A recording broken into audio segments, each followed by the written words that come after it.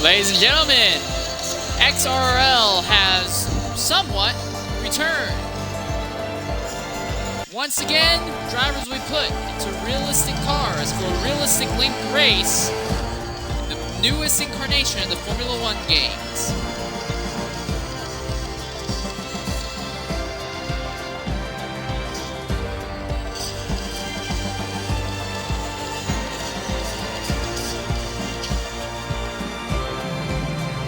Ladies and gentlemen, I'm your host for today's event, Insane Lear 13. We are finally here in the new game for F1. The last one made by Codemasters and the first one published by EA in many, many years now. This is XRRL. Earlier today, XRRL had their Dev League race. It was a very, very chaotic and interesting event with lots of accidents and a crazy three-wide fight going on for second position to the end. However, now we turn our focus to XRRL. These races are longer, 100% long races, and these races also have realistic car performance compared to the drivers. So what that means is that the Red Bulls and the Mercedes will still be dominating, while in the back of the field you will still see Haas and Williams when it comes to the maximum ability that the cars can do. However, typically what happens is there are some races or practice sessions before the seasons get underway that we get to use and see to tell, okay, who deserves to go on what car. The slower drivers are put in the faster cars. The faster drivers are put in the slower cars. For instance, if we were to have XRL Ultimate here for today's race, he would be inevitably put in either a Williams or a Haas for the event. So, what that does is that ends up braining and artificially contracting the field and the gaps between them. That is the entire goal and the entire concept behind XRRL. So already we're beginning to see the first drivers come out on the pit lane, and it's being Stone Shuffle, who is in the Red Bull, who is the first driver to get out onto the racetrack.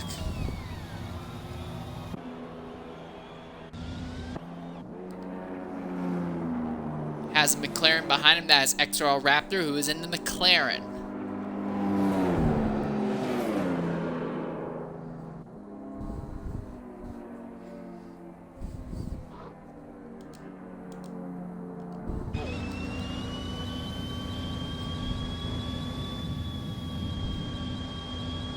Again, it looks like F1 2021 is glitching out and not giving us proper engine sounds. We got the turbo at least, but no proper engine sounds. Well, you can also somewhat hear the ERS system in some cases as well. Collie Boy is out on track along with TIR Flavor. Flavor is one of two drivers who are in the Mercedes machine, so what that means is they are anticipated to be some of the slower drivers, but they are in the fastest cars, so there is extreme pressure put on the Mercedes drivers to actually perform throughout today's event. As you see, his teammate Level 6 BC went ahead and pulled over there. 17 drivers, and this is qualifying session 1, so 15 of them will advance into Q2. Now, one other thing to consider, this is normally would have been the first points paying race of the season. However, due to some issues regarding getting drivers properly tested or not for these events, this is actually going to end up being a non-points race today. There will still be decent bragging points on the line, but this is a non-points race to try and see where the drivers actually are properly supposed to fit in before we get underway in the main points paying races. It may be another week or two before the season properly starts. Personally, I am going to look at this optimistically with fingers crossed and hope that as soon as next week we can start getting into proper points paying races, as TIR Flavor has just invalidated his lap. A level 6 Beastian is about to start a lap here. We'll go silent for a lap on board the Mercedes to hear what it's like at a lap here around Bahrain in the new game.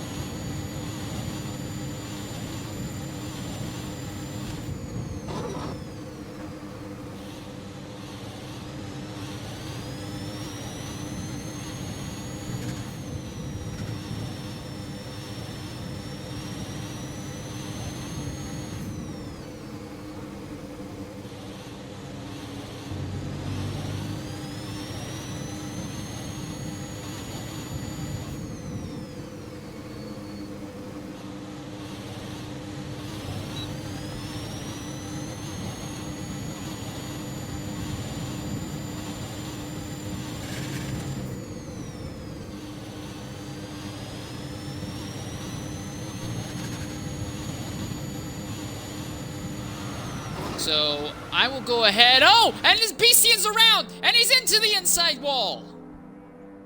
In the middle of his flying lap, the car, he put the power down, going uphill, but it looks like the rear end just slid out from behind him, and the car went right around in the, right before the second to last corner. Now, it does not look like that Mercedes has taken any damage, but it will be a little bit long before we get to see what his actual pace is going to be like here. While he went ahead and was on that attempt at a lap, though, Stunt Shuffle, Collie Boy, Waddington, Raptor, and his teammate TR Flavor all went ahead and were able to set a lap time. But BCN coming into the pits now, likely get new tires on. This man here, Jabus John, is also on the way into the pit lane as he invalidated the lap he was in the middle of. Elfin Starfish in the Russian-sponsored Russian-sponsored Elfin Starfish.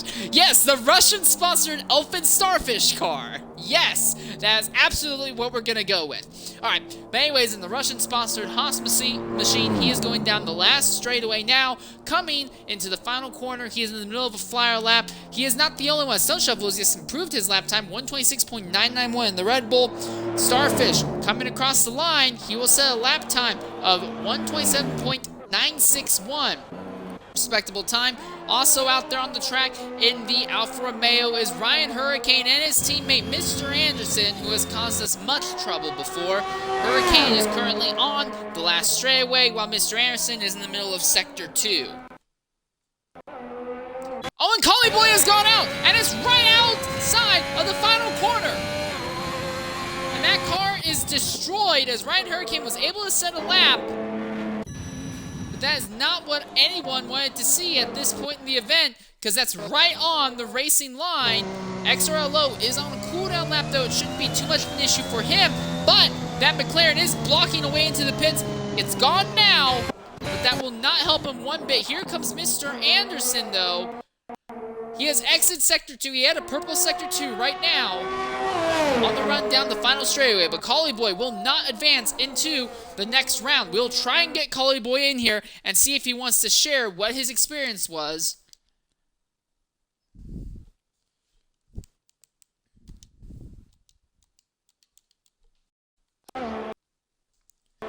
Mr. Anderson goes up to 5th with a 128.098 on the timesheets.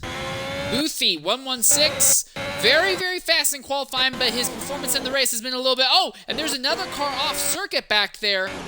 That was Ryan Hurricane, and Ryan Hurricane has just had an incident as well that takes him out of the event. And Hurricane had one of the faster times, so Collie Boy and Ryan Hurricane, two drivers who had already set times, have now been knocked out of the race. So now, at this point, all Frisbee and Torpedo have to do are set lap times better than Raptor is retired in the pits. But if Frisbee, Torpedo, and everyone else can go ahead and set times better than 127.141, they will advance into the next round. We're going to try and get Ryan Hurricane in here real quickly and see if he will share what happened to him.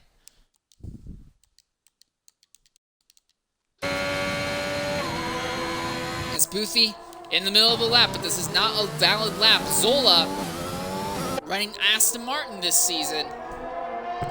He is in the middle of a lap as well, going through Sector 2. And here we are, coming into the party right now, is Ryan Hurricane. Ryan, go ahead, include your audio, and please tell us what happened that took you out there in Sector 2. I just got a little rambunctious on the outside curb and lost the car. I've done no practice with this Alfa Romeo yet, so... Alright, well now the question is, how do you feel about the changes in the physics in this game, and do you think you can propel yourself upward through the field in the race itself? I think it's anyone's guess as to that. I'm optimistic about it because it's the first race and everybody's first race. Physics are a little different in this game compared to the last one, but they're not necessarily bad in my opinion. It's just more I gotta get a grip on them.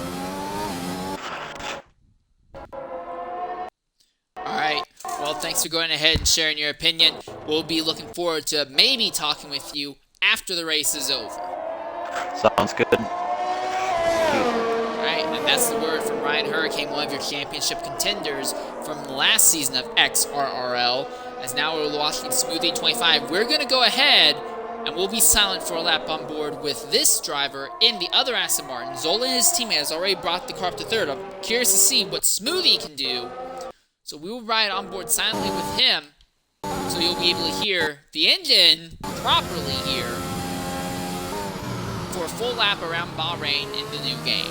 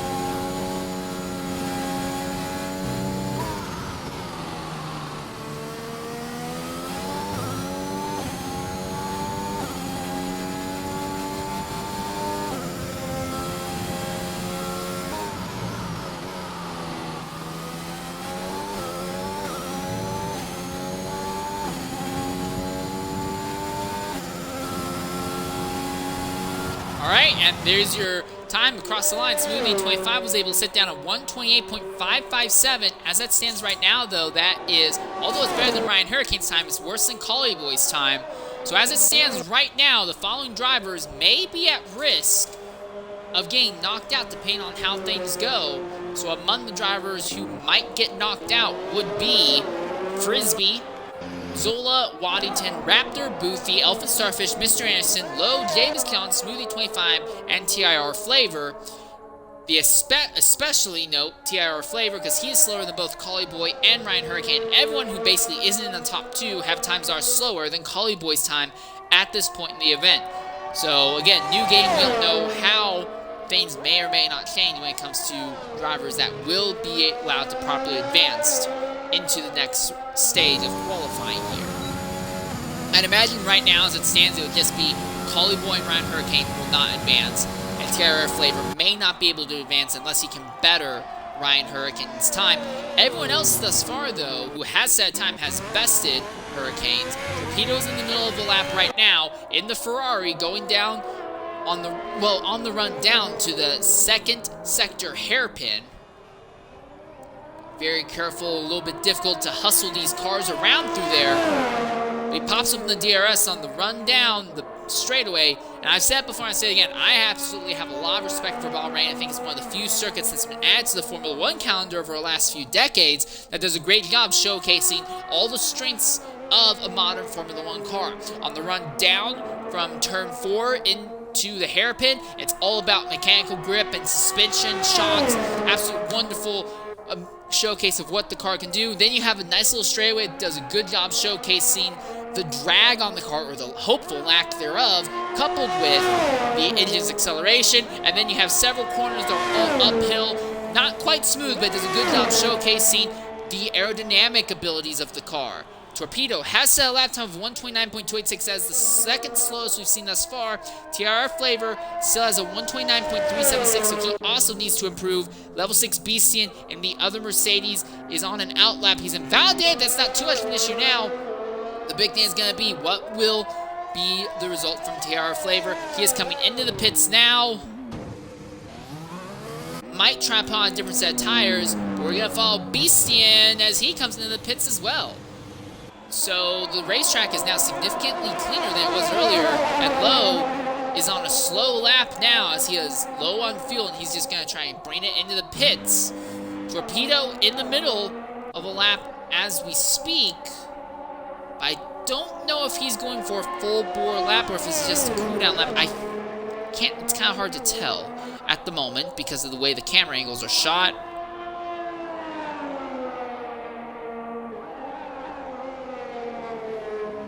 He is up by about 1/8 of a second at the moment.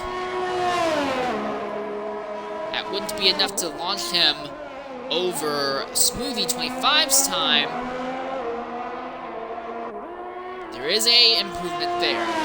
As he comes across the line, he goes ahead. He took off half a second, and most of that time was taken off in the third sector alone. But he is now very low on the ERS, the battery power that you use in addition to the normal engine ability. And right now, he is the only driver on track turning times with less than 3 minutes left in the current session.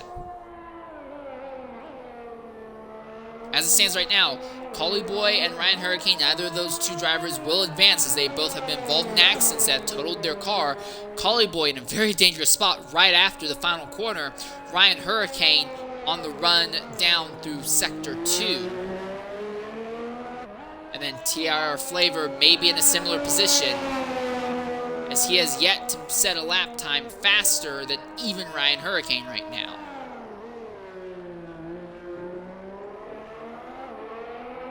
And then level 6 Beastian finally coming back onto the circuit, but with 2 minutes and 14 seconds left, he's only going to have one real shot to set a lap here, and that will be it. Now his teammate, TR Flavor, is on his way out of pit lane as well. As we continue to watch Torpedo here on a cooldown lap for the moment. Now our focus will go ahead and swap to Beastian. Two Mercedes drivers in the fastest cars, but these are the drivers that are considered to have the... How do I put this without being offensive? They are put with the least optimum drivers. We'll go with that. Right now, the fastest cars have the least optimum drivers for them. As Beastian rounds the hairpin, DRS pops up, and again, this is the outlap right now, as Elfin Starfish has actually gone back onto the circuit in the Haas. So he's going to take another shot at improving his lap time. Again, right now, the race is just to make sure that you can advance into Q2. As it stands right now, it's Flavor and Beastian who are on the outside looking in, and Torpedo should be in as well, because his time is faster than Ryan Hurricane's. Final corners. Level 6 Beastian comes onto the front straightaway. Leaning a little bit hard into the ERS. Didn't get that thing charged to 100% before he got onto the main straightaway, but he still should have enough to power him throughout an entire lap here. And Beastian has yet to set a lap time. Flavor has set a lap time, but none of his times have been competitive 4 for Beastie, and now he's in Sector 2. All of this mechanical grip, all downhill. We've seen numerous drivers slide out right through there on the inside curb. He avoids it altogether. That's not quite a full hairpin, but similar to one. And then you crest over a small hill and dive into a corner that tightens up very dramatically into a hairpin. And then it's all a short straightaway, all about reducing aerodynamic drag and showcasing the acceleration of the car. He's already up into 8th gear as now he goes uphill. This section of the track, all focused on aerodynamic grip. He's staying nice and off of the curbs all the way through here. He does set the car on the curb on exit, and he'll do it again on the exit of the second to last corner. This is the only straightaway on the circuit here that does not have a DRS. So this is all about coping with the natural aerodynamic drag that will be on the car. Rounding the final corner. Time is up in this session. Beastian will be able to set a lap time of 1:29.077. Has not a good lap time whatsoever. It's very likely he will not advance into Q2. Here comes TIR Flavor as he rounds the final corners, and I'm afraid it's going to be the same scenario for him. No, he did it! He pulled off a bunch of time, almost 1.5 seconds, so Flavor jumps up in the 9th, and now it gained word that Torpedo will not be allowed to advance into the next round.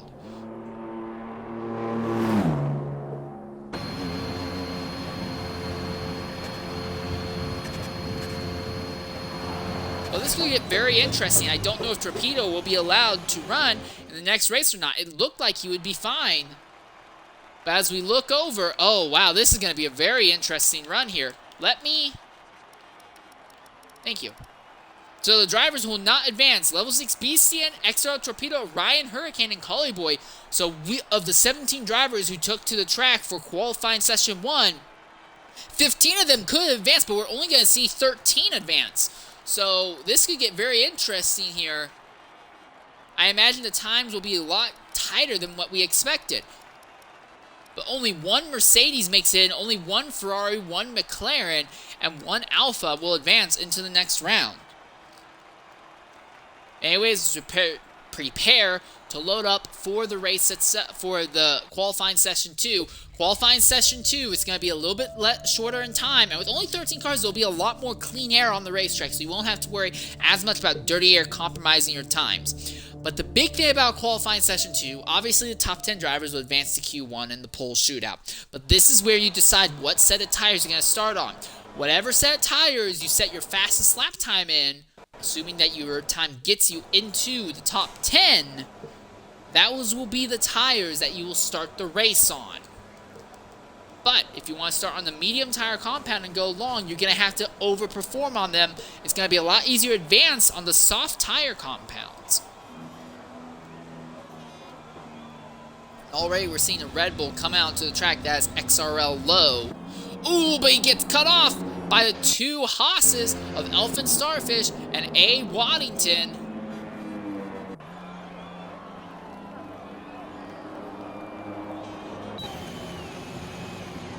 Starfish leading the group as Waddington will go nice and wide to let the Red Bull go by, and I think he'll probably let the McLaren go by as well on the following straightaway.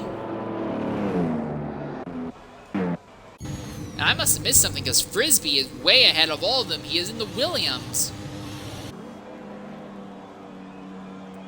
Fiend still in the pit lane, but we're seeing drivers take to the track very quickly here. Frisbee, though, has a small advantage in the Williams. Absolute clean air all around him. He has nothing to worry about. Anderson, Tire Flavor, Jabaston, Fiend, Zola, and Smoothie all have yet to get onto the track, although that's going to change very shortly for Jabaston, who is going to be in the Alpine, I believe? No, he's in the AlphaTauri. I apologize. They changed some of the color codes for some of the cars and it's made it a little bit harder for me to properly adapt from F1 2020 into 2021. Onto the main straightaway now for Frisbee and the Williams. But the real interesting thing is going to be to watch this here. There's a gaggle of cars, a McLaren and a Haas right on top of each other.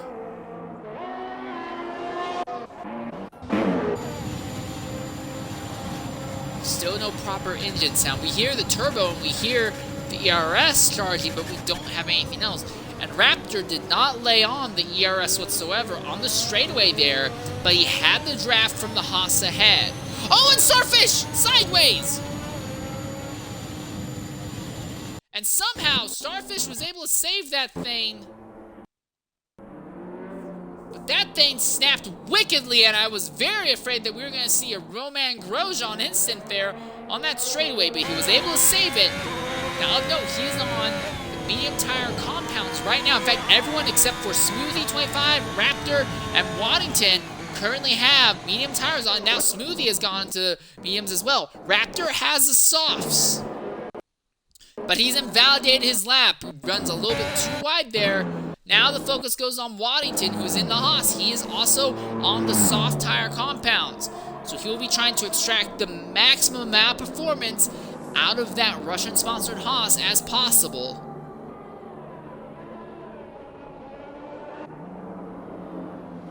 Oh, and he goes around! All the way around, and he backs it hard into the rear wall.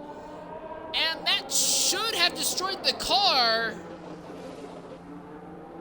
Apparently not, though. But that should have absolutely destroyed that car with the force that he took. The rear wing should have been sheared off, and the rear suspension should have been damaged as well. Lowe has set the fastest lap time of the day thus far with a 1:28.191. I'm going to be curious to see if Waddington will stay out on this set of tires or if he'll continue. Nope, he will come in. Boothie comes out of the final corner. He's in the flying lap right now in the Ferrari. And at the line, he will set a lap time of 132.327. Starfish, 142.206. So not very competitive times thus far. It's taking a long time to actually see what these drivers can do. Stone Shuffle at the line. He will join his Red Bull teammate at the top with a 127.801. Now Tire Flavor will go ahead and set 130.015. As the focus now goes to Jabez John as he comes into the pit. So he is aborting the lap he was in the middle of. It was way down on time, to be fair. I can understand why. Mr. Anderson is now going to be getting a flying lap in the Alfa Romeo. Frisbee, through the last corners, we were talking about him earlier. He invalidated his first attempt. This is his second attempt at a lap here. 128.243, so not too far off of what the Red Bulls at the top of the timesheets set. Raptor at the line. To the top, 127.657. So already 8 of our 13 drivers here have set times. Mr. Anderson is in Sector 2. He, assuming he doesn't have an instant, he should be the 9th driver to set a lap time here. It will be worth watching Elfin Starfish. He has just set a time that's more competitive, 128.578. Also, Tire Flavor and Boothie both have a lot of time that they could shave off, but Boothie has gone around on the exit of the final corner. He was in the middle of a lap, though. That's not going to help him whatsoever. I imagine he'll come right into the pits to get a new set of tires on. No, he's not. He's actually staying out, so he is not too concerned about the tires, apparently. Smoothie 25 is in the middle of a lap now in the Aston Martin. But Mr. Anderson is the driver to watch at the moment. He only has the rest of the straightaway, one corner that's kind of in 2 segments, and then a small bit of a following straightaway, and we'll be able to see what his actual lap time is going to be here. I'm going to be honest, it does not look like it's going to be super competitive. Only 29.127 at the line there. Smoothie 25 dives into the Sector 2 hairpin. He has the McLaren of Raptor behind him, but he does not have to worry about that, I imagine. Now uphill through the aerodynamic sectors of this racetrack here. We've seen several drivers already have a spin right around this section of the circuit. No such issue for Smoothie, though. Second to last corner, taken without issue. Just barely puts the edges of the tires on the rumble strip. Down the straight. And into this 2-stage final corner.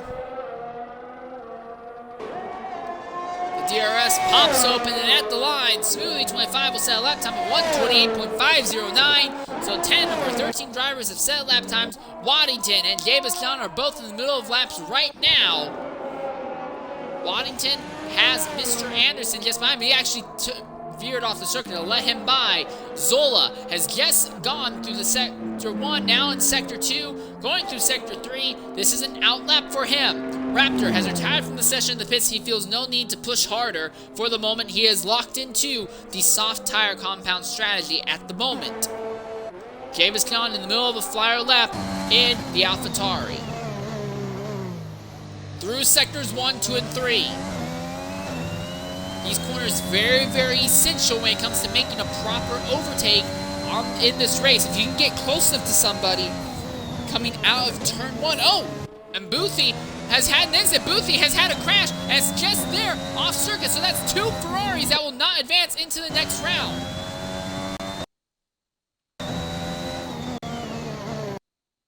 As Javis Khan now goes through Sector 2, we're going to try and get Boothie in here and see what happened from his perspective.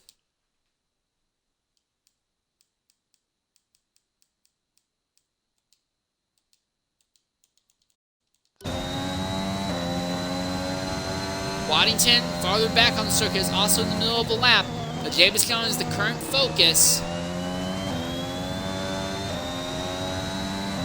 Coming to the exit of Sector 2. Still has control of the car. Second to last corner here. Plants on the inside curb. Plants on the outside curb. You gotta take as wide of an entry into the final corner as possible. Misses the apex just a bit. He's actually going to lose a decent amount of time there. That was not a good final corner, and he aborts the lap, and he comes into the pits. So now the focus goes to Waddington and the Haas around the last corners. All right, and coming into the booth with us right now is Boothie116. Boothie, go ahead and include your audio. It seems to be a rough day for Ferrari. What happened to you out there?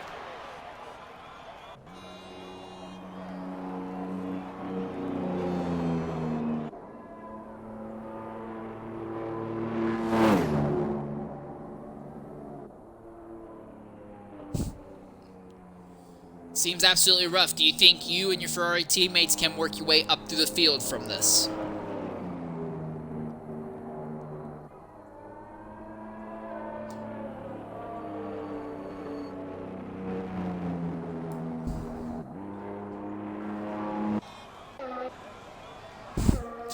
Alright, well, I appreciate your honesty. I do have one other question for you, though. Boothie, you've been running within XRL for several games now. What have you noticed when it comes to the handling model and physics difference from F1 2020 to F1 2021?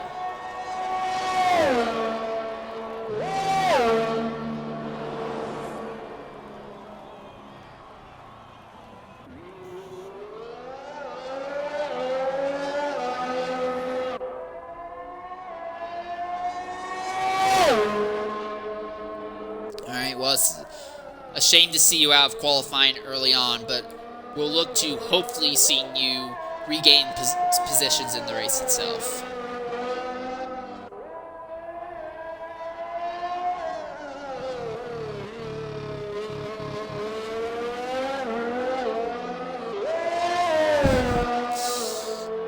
Well, we'll keep an eye on you, and hopefully you can impress us. I know you've done it before. You've put down some interesting and impressive runs before. Hopefully we can see something like that today.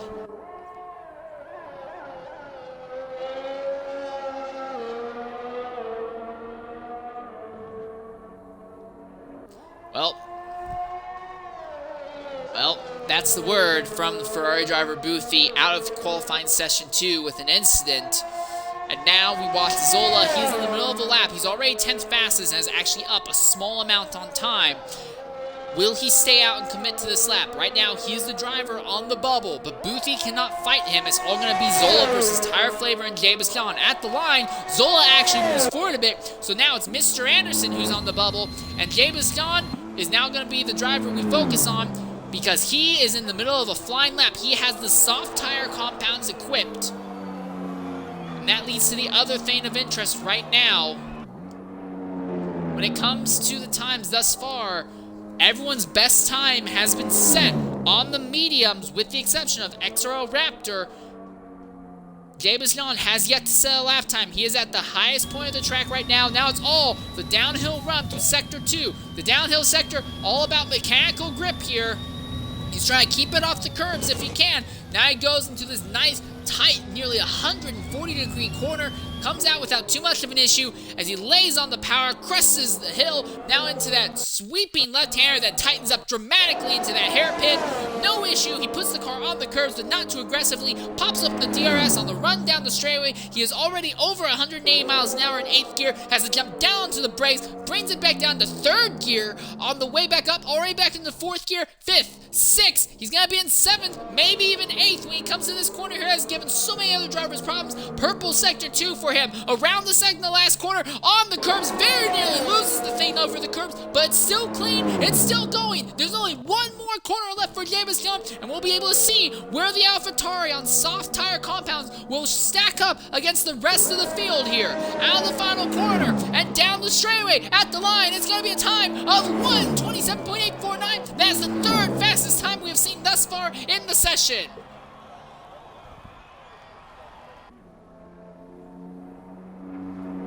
Alright, so Davis John is up there, but now we look at where it stands now. Zola has already retired from qualifying. He is on the bubble. Mr. Anderson is on the outside looking in, as is TIR Flavor.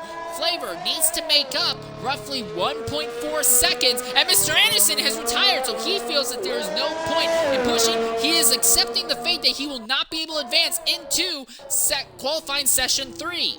So it's all going to come down to what can Flavor do against Zola. Again, Flavor needs to improve by 1.3 seconds roughly to knock Zola out of Q3. There is less than a minute left on the clock. In fact, it's only 3/4 of a minute left on the clock here. Flavor is likely only going to get one serious chance at this here.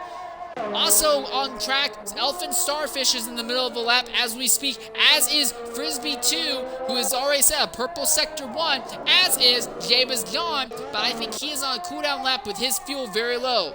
Flavor will actually, it's going to be close, but I think he's actually going to have 2 laps here, because he's going to cross the line. Well, no, 1 lap. Yeah, he'll have 1 lap. Just this lap.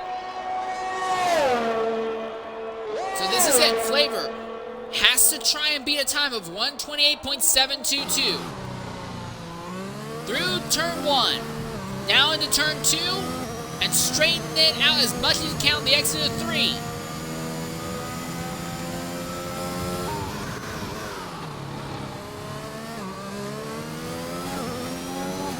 The way that car seems to be set up right now, he's getting on the brakes before he's even out of the DRS zone altogether. It makes for a very interesting scenario, because as the rear DRS swing collapses at exiting the zone, he's already on the brake and already trying to slow down, so he's going to have to adjust the brakes, adjust his braking force while slowing down, because the aerodynamic load and drag on the car is going to change. Frisbee to the top, 1:26.899 on the soft tire compound.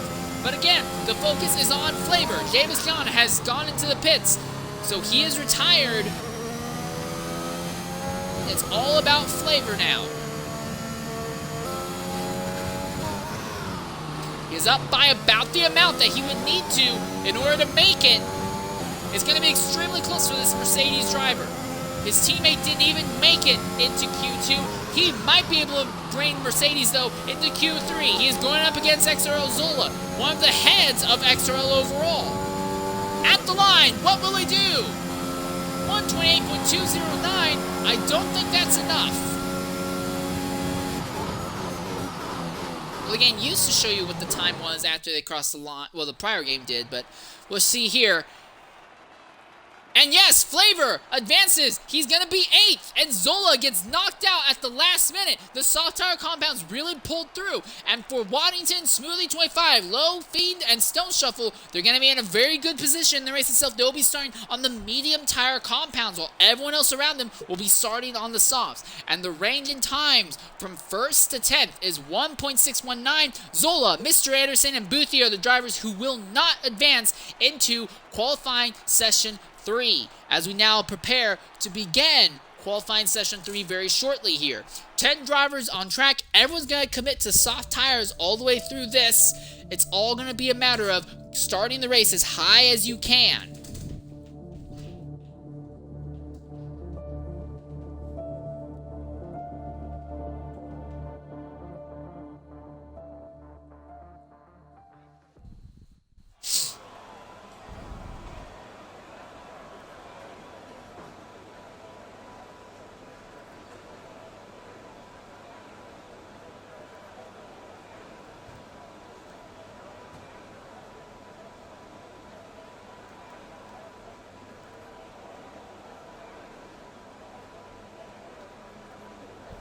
It's all a matter now of who is going to be the first to get out onto the racetrack. I'm seeing movement. It looks like one of the Alpines are already coming out onto the circuit. That's going to be Frisbee who's out. Then the Williams, but Fiend and the Alpine is going to be the first driver out onto the circuit itself.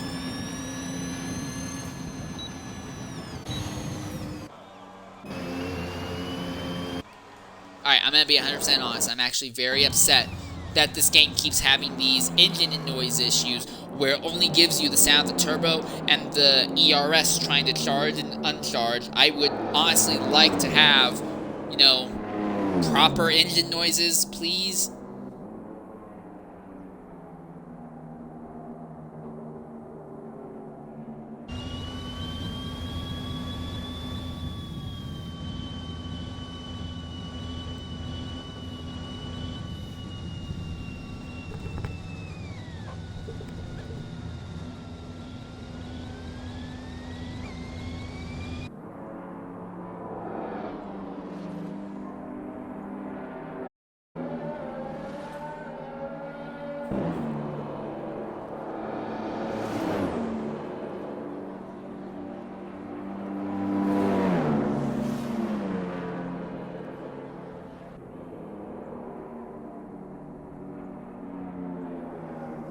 Stone Shuffle in the Red Bull here. The run up through Sector 3. Everyone except Smoothie 25 and Jabez Khan are on track. Now I say that Smoothie 25 is on track. So Jabez Khan is going to likely wait a little bit until the track is a bit cleaner. Here goes Frisbee, and there's Fiend. As they are now beginning flying laps. Boddington, going to be very interesting to watch. He's put down some impressive times despite the Haas being a complete trash heap. And Elfin Starfish is also going to be interesting to watch as well because he has made it into Q3.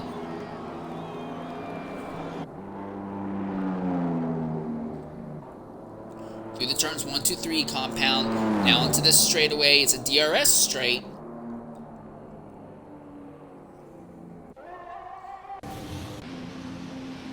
Oh, and Fiend has had a spin. So in the Alpine, Fiend has gone around there on the run down through Sector 2. He's back pointing the right way now, but he's trying to let faster cars get by so he's not impeding their laps. So this means that now Frisbee will be the first driver to set a time. Sorry, does that say that Williams is sponsored by Doritos? Oh, okay, it's Doritos. I thought it said Doritos. I'm like, there is no way that that chip company sponsored Williams. On the run down through Sector 3 here, into the final corners. Well, final corners, it's a two-stage corner here. And he's out without issue. So Frisbee will set the first time of Q3, and it is a 127.025. Boddington has brought it into the pits, but Starfish will stay out. He sets a 127.336, so Haas and Williams for the moment at the top. And immediately that's blown away by Stone Shuffle, 126.932. Raptor is only able to set a 128.099. I was anticipating a stronger time from him. Now I focus on XRRL Flavor. He's had some clutch runs at the end of Q1 and Q2 to advance to the following runs. Now it will be interesting to see what he can do in this here. Now the final corner, the DRS pops up, and now at the line, 128.677. So I do want to elaborate a little bit more on what I was talking about when I was referring to how the Mercedes drivers have to deal with a very unique braking scenario at the end of this straightaway that we're about to see Flavor come on to. So when you're on the brakes, you need to be aware. And there's been an instant, there's a driver who has gone off, and that is... It's not letting me see him. That's Stone Shuffle. I think Stone Shuffle has had a DNF. I'm not sure. It showed that his car was completely off circuit, and then it brought him into the pits. But yet it's not showing him like he's DNF'd. I'm not sure what happened there. Alright, well, back to what I was saying about the Mercedes and XRRL Flavor. So typically you don't want to deal with a lot of aerodynamic messing under braking because that changes the way that the downforce and the drag on the car is under brakes. Because if you're on the brakes, let's say you push the brake pedal down to about 20% and then the rear wing shuts, what that means is that all of a sudden you're going to be going a little bit slower, and it's going to be a little bit of a jolt in the way and the amount that your brake pressure, your brake pedal is affecting the car. You'll get brought to a much slower pace, but at the same time your brake pedal all of a sudden isn't being used to its full extent. Typically, as you get slower and slower, you want to push the brake pedal down a little bit more and more, so you have a little bit more consistent braking all throughout. You don't want to just slam onto the brakes. That is the big thing. If you have your DRS open still while you're in the braking zone, it can cause a little bit of upset in the car as you're slowing it down. However, right now, for TR Flavor at least, it seems like that's not been too much of an issue. He's been able to drag that car up to the 6th fastest time thus far, and he's been able to advance into Q3, which is very respectable in its own right. Frisbee has gone to the 2nd highest time with a 127.025.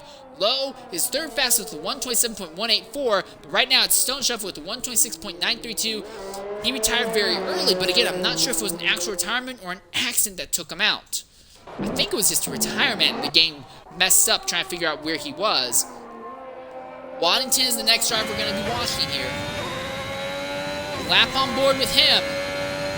He's done great things at the Haas thus far. It will be interesting to see what he can do now on a flying lap. Ahead, you can see an AlphaTauri. That will be Jabus John, who's in the middle of an outlap right now. The gap at the moment large enough that it shouldn't be too much of an issue.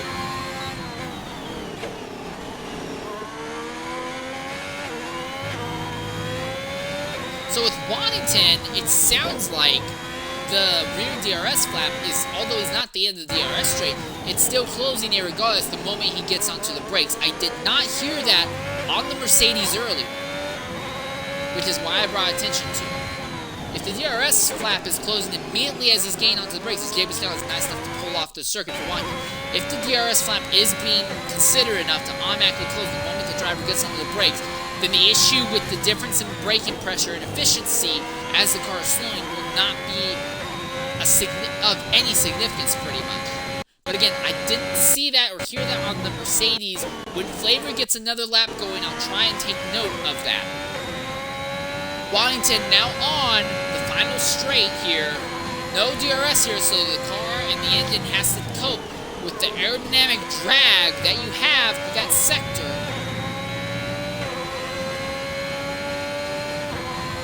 Across the line, Waddington sets the time of 127.375. That's good enough for 5th fastest and puts him there with his Haas teammate of Elfin Starfish in time, as Jabus John is now beginning a flyer in the AlphaTauri. XRRL Fiend has yet to get onto the track.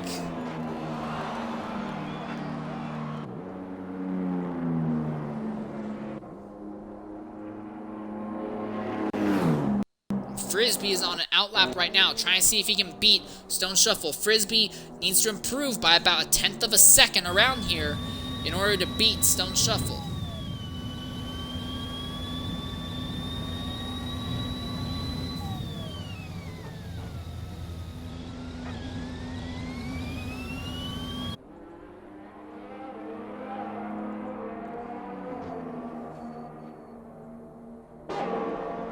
Around the hairpin. Now onto the straightaway. Lori up into 7th, up into 8th very quickly here. Getting to about 195 at the end of that short second sector straightaway. Now uphill. We've seen drivers spin around up here in sector 1, in session 1 and 2. Nothing of the sort here. Raptor has retired from the session in the pits. He feels like he cannot go faster than 127.423. Jabus John on the run down to the final corners now.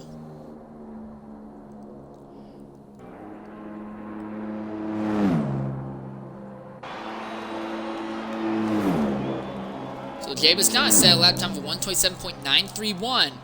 But again, the question is, when will Fiend get onto the racetrack? There he is in the Alpine. He's beginning to make his exit onto the circuit. His teammate Frisbee right now has the 2nd fastest time overall, 127.025. In fact, Frisbee currently trying to navigate Sector 1 once more. His last attempt at getting and being stone shuffled did not pan out for him. Let's see what he can do this time. He needs to improve by about 1/10 of a second. He's up by more than that at the end of Sector 1 there.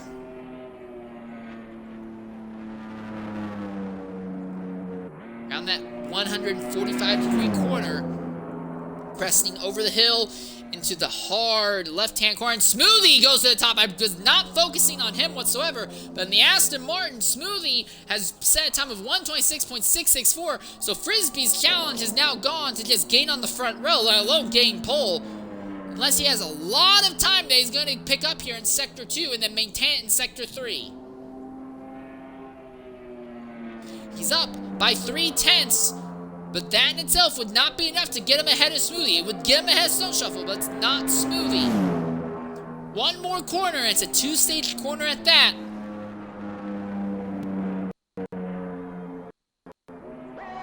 At the line, Frisbee will set a time of 126.754. So again, he's in a scenario where he's about 1/10 out from the pole. He made a massive improvement this lap compared to his prior one, but he's still roughly 1/10 off. And now we turn focus to Flavor, as him and Fiend are both on laps right now. I'm going to try and get a view on Flavor's rear wing and see if the DRS is activating as time's up over Plow for qualifying session 3.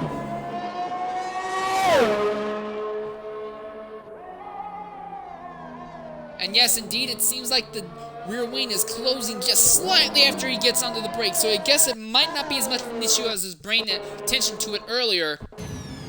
But Fiend and Flavor wait until the last minute to showcase what they really have.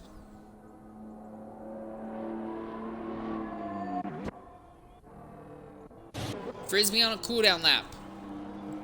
Low has completed his attempts, so he will only be a second for him. Smoothie has first. That's the absolute best thing. Oh my goodness, and a humongous accident right there by Frisbee. And Flavor's been involved. Flavor was involved in the incident and ripped, I'm guessing it must have ripped off the front wing or something, because he's completely off circuit there. What in the world happened?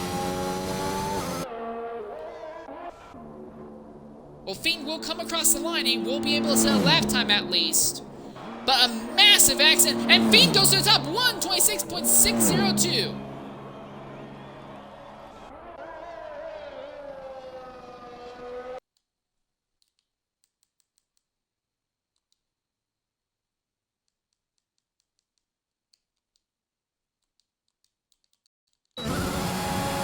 Session is over now.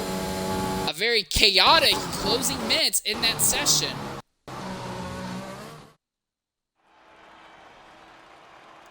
But there's your lineup, and Frisbee will suffer a 5-spot grid penalty, so he may have qualified 4th, but he's only going to be able to start 9th. Fiend has the pole, Smoothie has 2nd, Low has 3rd, and it's going to be Elfin Starfish in the Haas, who's going to be 4th, Stone Shuffle will be starting 5th, Waddington will be starting 6th, Raptor will be starting 7th, Jameson will be starting 8th, Frisbee will be starting 9th, and TR Flavor will be starting 10th after he was involved and taken out in that massive accident there on the final lap. We saw Frisbee get hard into the wall there at the end of the straight, which is very weird. You don't typically see drivers crash at the end of a straight like that, but he took a hard shot into the inside wall, bouncing across the track, nowhere for Flavor to go.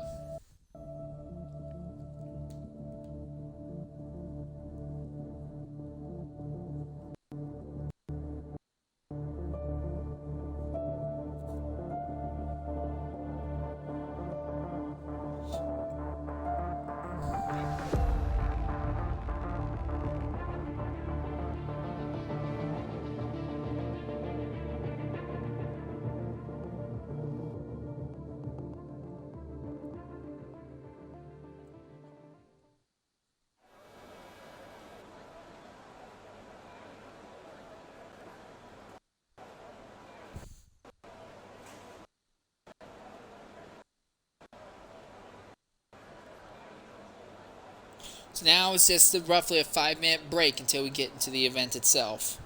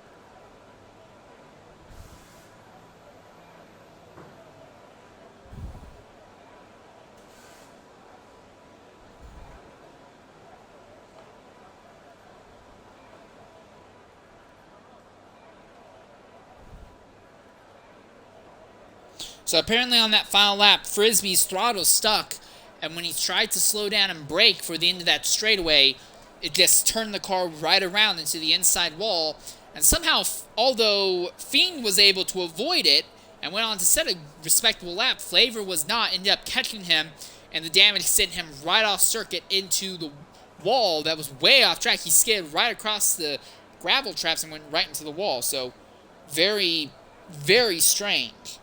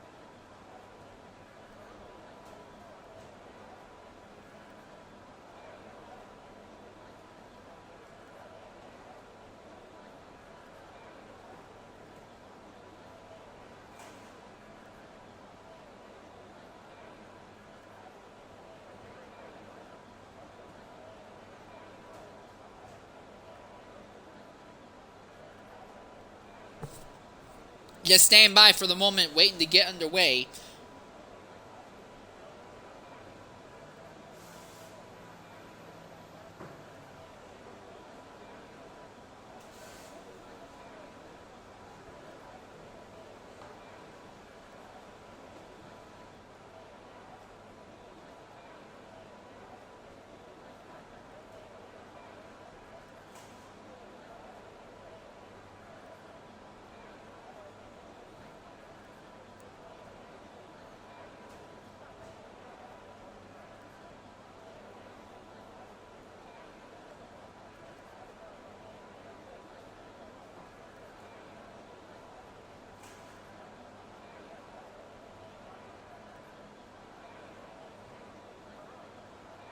Alright, so we're getting word that they're going to get underway with the race in a little bit less than a minute here.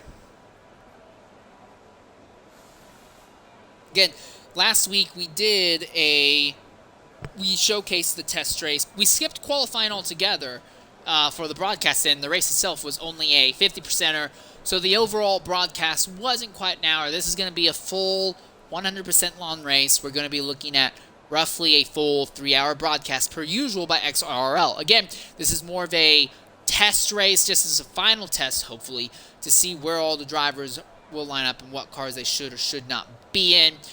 Bahrain is a very, very good track for that purpose. You can see the clock counting down at the top as we were preparing to get underway.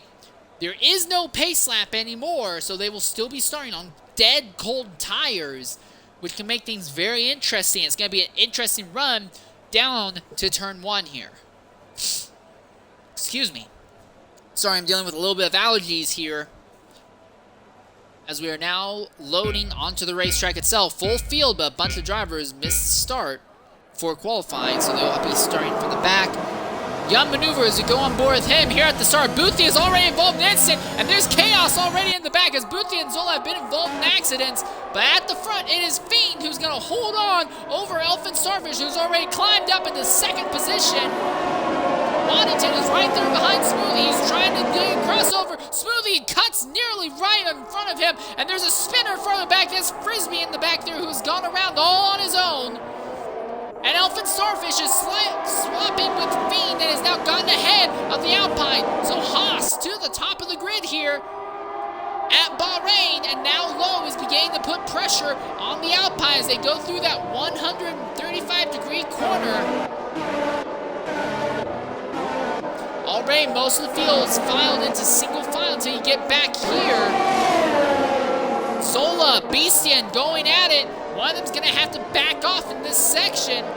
It looks like Zola's going to hold on to it and is actually going to have enough momentum that he could make a run on the drivers ahead.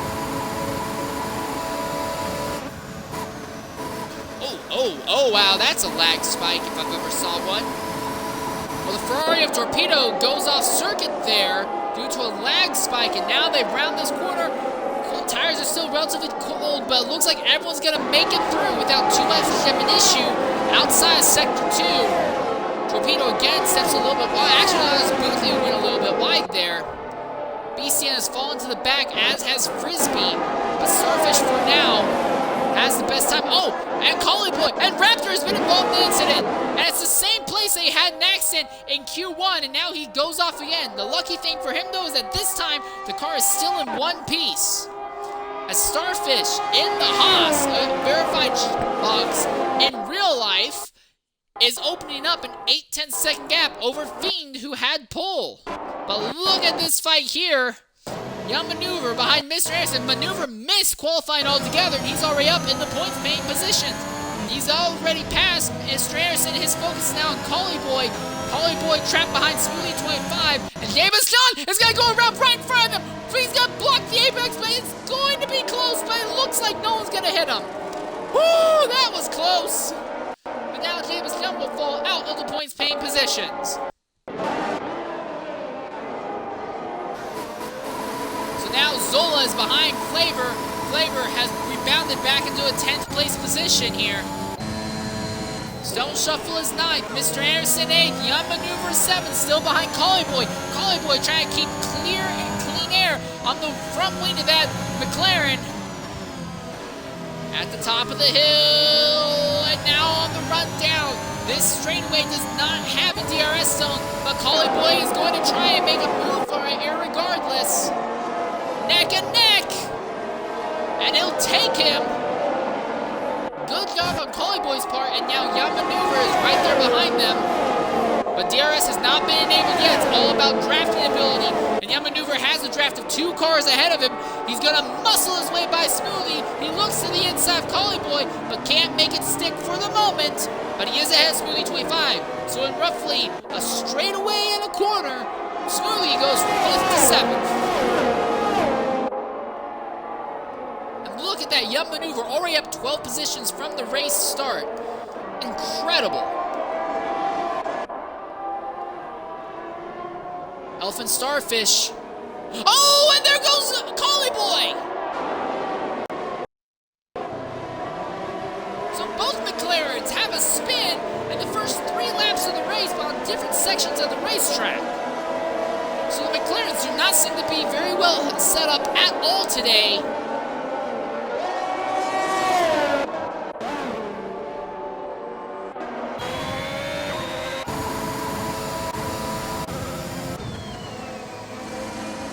Shuffle is closing a bit on Mr. Anderson, but look at Elfin Starfish. He's gotten by Smoothie for the 5th position again, and now he's looking at Young Maneuver. Young Maneuver, though, is on a bloody charge of the likes I've never seen before. You know, last season in XRRL, he was an exciting driver to watch. This season, he's going to likely be even more exciting. And now TR Flavor, no, it's not Flavor, that's Beastian, who's been involved in an incident. Somehow he has gotten away without damage, but he has had a spin in the sector of the circuit that we've seen so many instances thus far in both dev and qualifying today. Oh, and Boothie has been involved in an accident, as has Frisbee. And that's not a full course yellow. Somehow, that should be a full course yellow game, but apparently, you know, despite having a Ferrari and a Williams with absolutely no front wing whatsoever stopped on the racetrack while the field goes by, that's not a yellow flag. That makes perfect sense, game. I applaud your decision on that. Fiend has opened up a 0.9 second lead over Low, 9 seconds out, but Young Maneuver is kind of stalled out as charged forward. Elfin Starfish is trying to fight back, and farther back, we look at this battle. Stone Shuffle behind Mr. Anderson, behind Smoothie. Oh, very near contact between Mr. Anderson and Smoothie.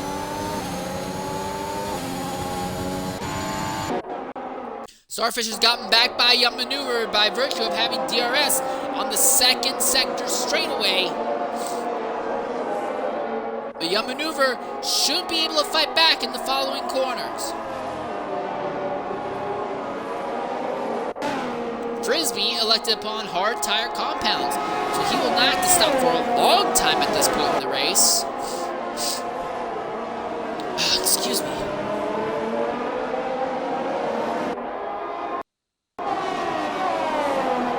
Seems like Young Maneuver's fallen off just a little bit from Elfin Starfish. Now, I don't know if this is planned, so that way Starfish couldn't try and fight back with him in the 2nd DRS zone or not. Mr. Anderson trying to make a move a little bit farther back in the grid. Not able to make it stick, though. Again, both these drivers, Starfish and Young Maneuver, both have soft tire compounds equipped at the moment. Mr. Anderson on the inside of Smoothie. He's going to get him. He forces Smoothie to run a little bit wide. They're still neck and neck, but Mr. Anderson in the end will close down in front of the Aston Martin. There's a Red Bull Stone Shuffle right there behind them, ready to capitalize. And now no, that's Flavor actually. Flavor has closed in on this battle as well. So there's going to be a little bit of a DRS train on this straightaway. Flavor's not really close enough to do anything to Stone Shuffle, and I don't think Stone Shuffle's in a position to do anything to Smoothie.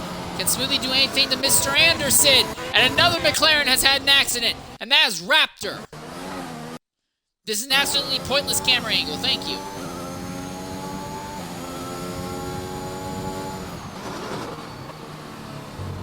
Show us another angle. We'd like to see if the car is damaged, please. No damage to that McLaren, apparently. A Young Maneuver now within striking range of Elfin Starfish. He might make the move on the straightaway here. He's got the speed, pulls up right behind the Haas. He's going to try and complete an outside overtake.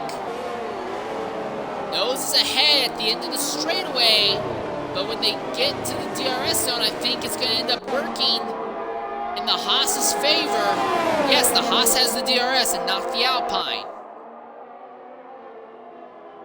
But the advantage wasn't so much that ended up working significantly in the Haas's favor. He still has the Alpine right behind him. Another instant, and this time it's Ryan Hurricane who has had a spin. And again, another useless camera angle. It tells us nothing, but as we see Beastian goes by, it looks like there's no damage on Hurricane's machine. Collie Boy is coming to the pits, probably to get a new set of tires. Beastian apparently has a time penalty for cutting corners. It's a very strange penalty, but okay. And here's a DRS train. Torpedo and Flavor on Stone Shuffle and Smoothie on Mr. Anderson. And Young Maneuver is leading the pack. Oh, Torpedo, that's not going to be legal, mate. You just went right off the circuit to overtake Flavor. I imagine he'll have to give that position back. And now Zola has caught this battle as well. So it's now turned into a 6-car DRS train. The one at the front of it right now is Mr. Anderson, who has fallen off of Yum Maneuver and Starfish's battle. These two neck and neck at the end of the straightaway. But again, the Alpine can't get by the Haas.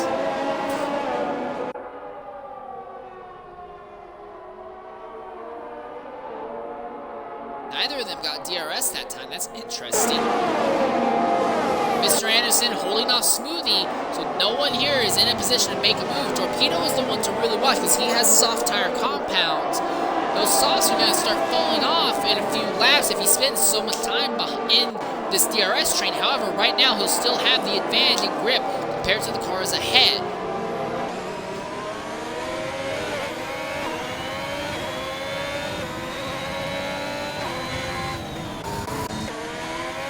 Hurricanes overtake Beastian at the end of the straightaway.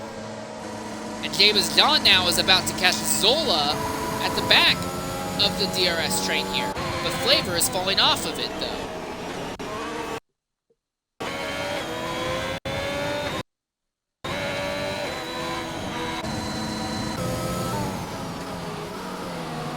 Gaps opened up a little bit in Sector 2, and that works out in Mr. Anderson's favor. It's helping him keep that position. A little bit farther up, though, there is another battle that's going down, and that is between Fiend and Low. Fiend had roughly a second gap over second. That gap is now gone as Low is on the inside. Red Bull now ahead of the Alpine at the top of the grid. The Alpine should have DRS.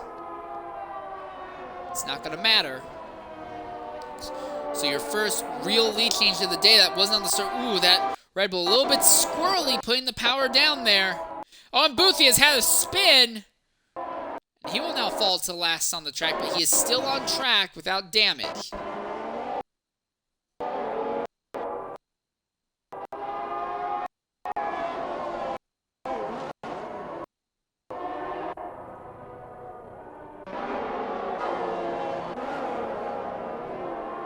Maneuver now seems to be falling off of Starfish just a bit, but Starfish is closing in on his teammate Waddington. And then you have this DRS train. Torpedo trying to make a move on Stone Shuffle. The Shuffle has DRS, and he'll use that defensively against the Ferrari.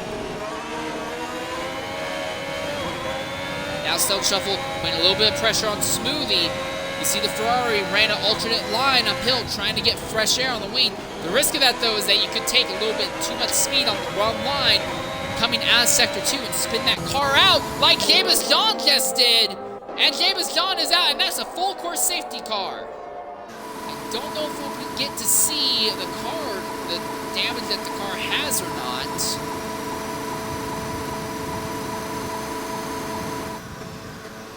Oh, that's right in the middle of the racing line. That car is absolutely obliterated. Ryan Hurricane has to take evasive maneuvers to avoid it. But Elf and Starfish and Maneuver are both making pit stops now.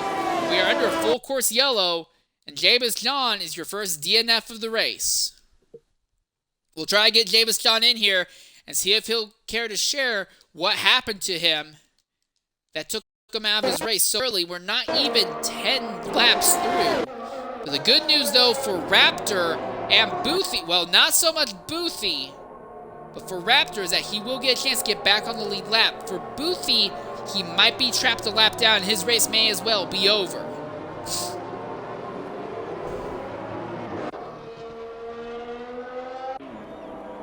Frisbee in the pits. It looks like they're serving a time penalty here under yellow.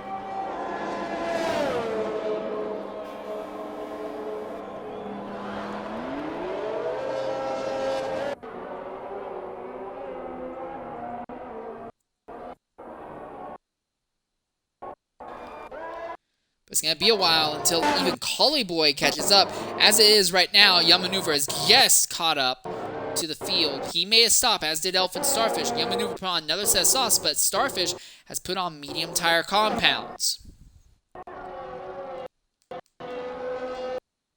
So look at the penalties. Stone Shuffle, 10 seconds worth of penalties, and Torpedo has 13. That's not going to help them. Beastian has 5 seconds, and Frisbee has 3. So Stone Shuffle and Torpedo want to see as few yellow flags as possible so they can open up gaps.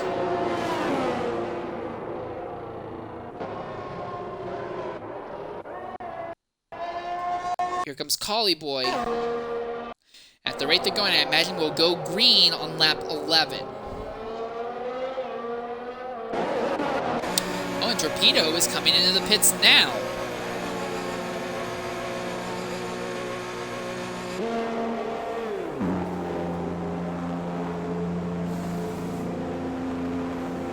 Serving the time penalties.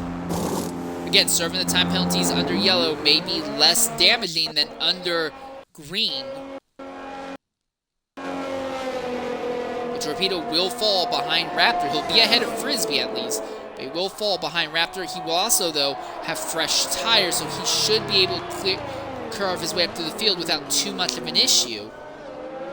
It will take him a little bit of time to catch up to the back of the grid. But again, with the way it is, I think we'll see Raptor, Torpedo, and Frisbee catch the grid, catch the field ahead before this lap is over. We should be going green on lap 11. As James John has an accident that takes him out of the race, exiting Sector 2, and that car stopped right in the middle of the racetrack, despite the fact that earlier we had a Ferrari and a Williams with their cars stopped right in the middle of the racetrack. That apparently wasn't enough to throw a yellow, but this absolutely is, with the car completely destroyed in the middle of the racing line. We saw even under yellow flag, Mr. Anderson had to swerve to avoid it. As Torpedo has now caught the back of the field, Frisbee is only about 11 seconds out. He should be able to make it up in the upcoming straight. For Boothie, though, absolute frustration, because he's going to be second in line. He will want to see if he can get ahead of Lowe immediately, if he can. And he'll have fresh softs, so he might be able to do it. And if he can, he might be able to get onto the lead lap and open a gap, and hopefully use that to salvage his race a little bit. As Frisbee is now caught in the back of the grid, safety car will come in this lap.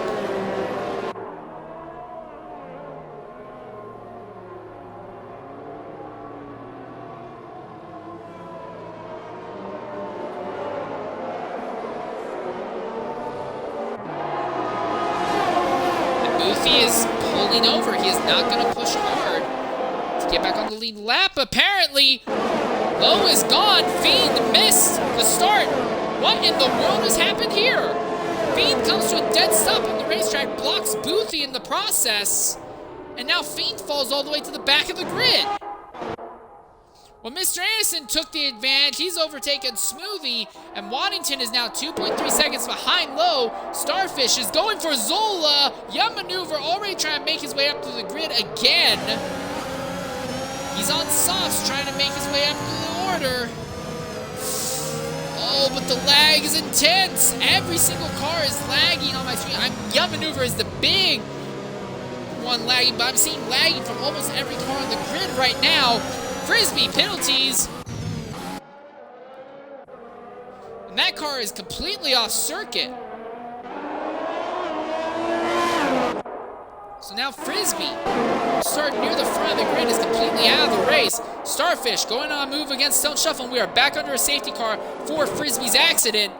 And for Boothie, absolute frustration, because he had every chance to get back on the lead lap proper, and now he's going to be trapped a lap down basically for the rest of the race. We're going to try and see what happened to Frisbee by inviting him into the party. What in the devil was that?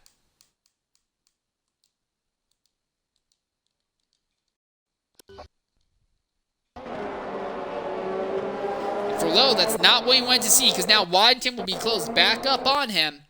And here's the other thing, Starfish is now up in 6th with tires 9 laps fresher than everyone else. And Young Maneuver bounces up to 9th. Here we are, now we're seeing drivers pitting. Waddington, Mr. Anderson, Stone Shuffle, they're all coming into the pits now. This will cycle into the back of the field pretty much, though. Stone Shuffle is going to serve his time penalty now. Boothie now has a penalty for speeding in the pit lane. Bull crap, he's under yellow flag.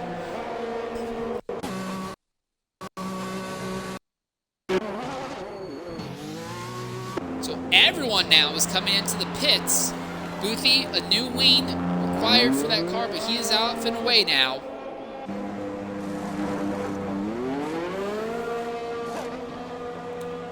Raptor now getting back on the track. So now as we look at the penalties, Stone Shuffle has a 5-second penalty still they'll have to serve at some point. Torpedo has 8 seconds, BCN has 5 seconds, and Boothie has 5 seconds. But now Elfin Starfish and Young Maneuver on the freshest tires, and well, some of the freshest tires, they're now up there in 3rd and 4th. And BCN, by not pitting, he's now up in 5th, but he'll have to pit sooner rather than later.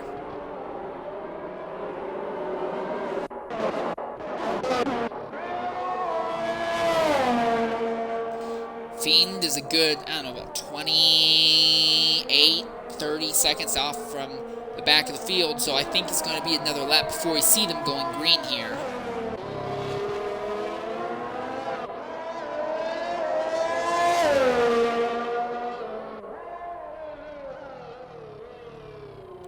But so we've had 2 DNFs thus far. Davis John is exiting Sector 2, and then Frisbee going into he wasn't even fully out of Sector 1. It looked like that car just stopped working at the end of the second straightaway.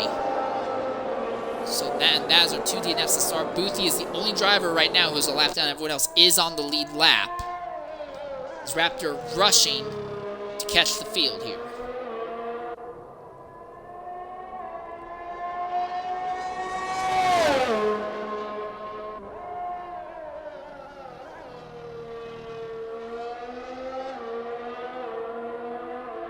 So yeah, Raptor should catch the back of the field here at the end of the straight.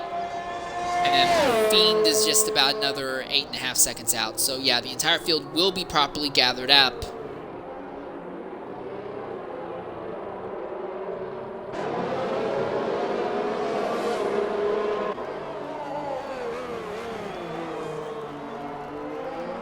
There's Boothie, who is a lap down in between Raptor and Fiend at the moment.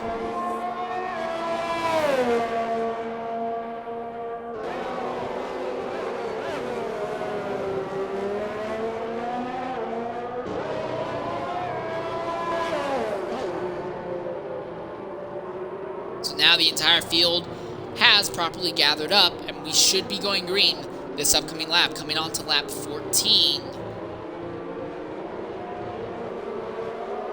And now Boothie has a penalty for hitting Raptor.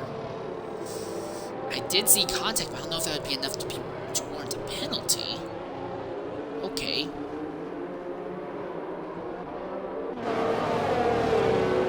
Low and Smoothie are on the same set of medium tires that they started the race on. Elfin Starfish is on fresher mediums, and Young Maneuver is going to be the really exciting one to watch because he's on relatively fresh softs. And then you go down to 9th. Waddington has nice fresh mediums, and then the other one will be interesting to watch will be Stone Shovel because he has fresh hards. He'll be able to go a long time without stopping. And there's the word, safety car will officially be coming in this lap like we anticipated.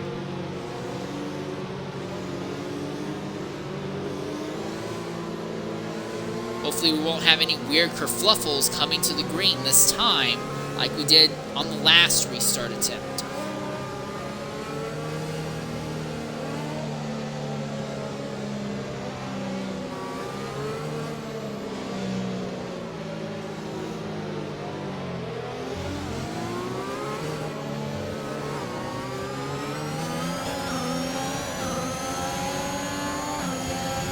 And Smoothie is coming into the pits, coming into the green. A very interesting decision. It will be more efficient than coming into the pits under a full green flag situation, but he's still going to have to make up time. But now, Young Maneuver is 3rd, and Starfish is 2nd, 1.1 seconds out from the front, as Flavor has gotten by Zola, but Zola's going to shoot back on the exit of turn 3, and there's a Red Bull that's sideways. That Stone Shuffle has gone around. It's going to take him a long time to get going again, as Waddington is now trying to put pressure on Ryan Hurricane on the run downhill here. On the outside. Oh, trying to cross over, a little bit of contact was made, but they're going to be dead even as they go up over the hill. And it looks like the Haas is going to end up ahead of the Alpha. And he's got the position. Is in 4th, and he's going to have Collie Boy and Waddington content knocking on his door soon, but the interesting thing is still going to be, what can Young Maneuver and Elephant Starfish do to Low?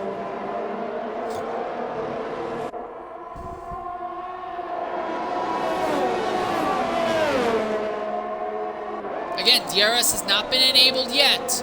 There's still time for the field to get spread out a bit, but Young Maneuver is closing in on Starfish and Low at a very respectable rate.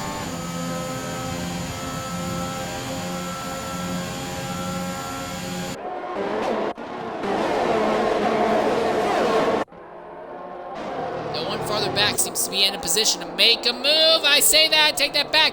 Mr. Anderson is on the outside of Torpedo, but it looks like Torpedo has a spot, and Flavor and Fiend are going neck and neck there. Around turns 1 and 2, but it looks like Flavor's going to be the odd one out, as Raptor is even going to get by him, and now that's Booth, who's the left hand, who's going to try and capitalize. Torpedo, Anderson going side by side. You don't want to typically go side by side downhill. Now Zola's closing in on that laggy Ferrari.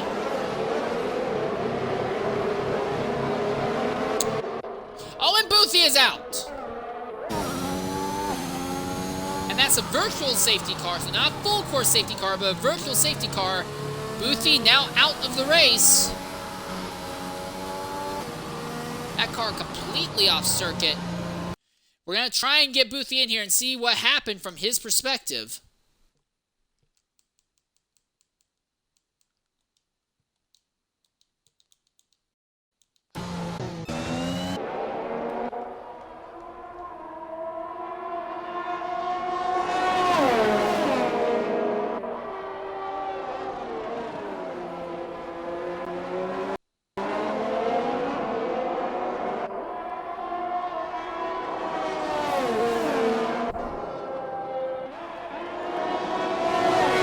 And coming into the party right now with us is Boothie.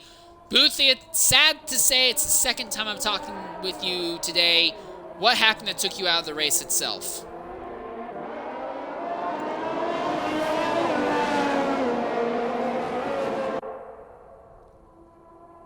No, second time I'm talking to you today. It's a shame to have to talk to you again under these circumstances, but what took you out of the race itself?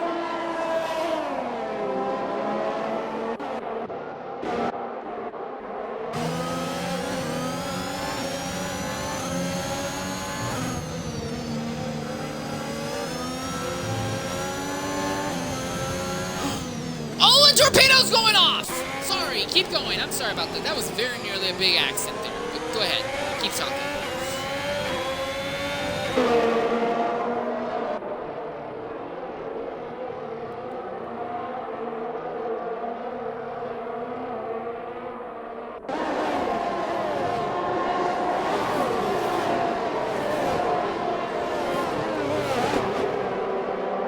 Alright, well, it's a shame to see this happen.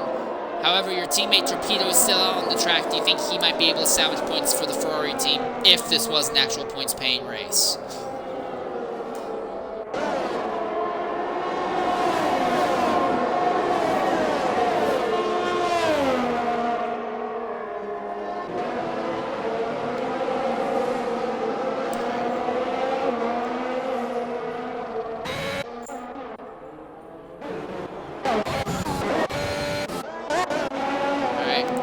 Again, it's a shame to have to talk to you again under these circumstances. Boothie, we'll hopefully get to see you have a better run next week.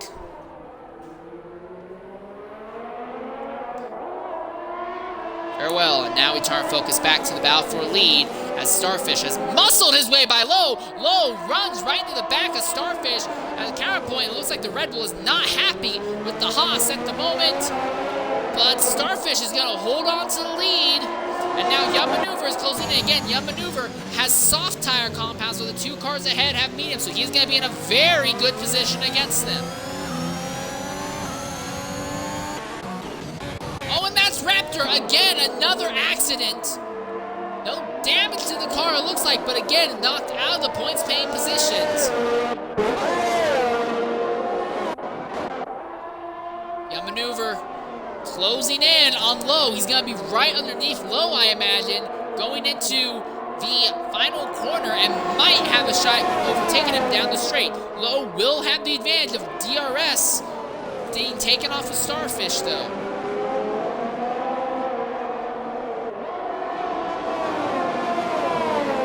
DRS pops open, and now you see Young Maneuver trying to close the gap on Lowe. He's not making it work quite as well because Lowe is right there on Starfish. Look at them. Starfish tries to go defensive. Lowe on the outside. Young Maneuver is faster than both of them. He's on the inside of the Red Bull, but can't keep it together.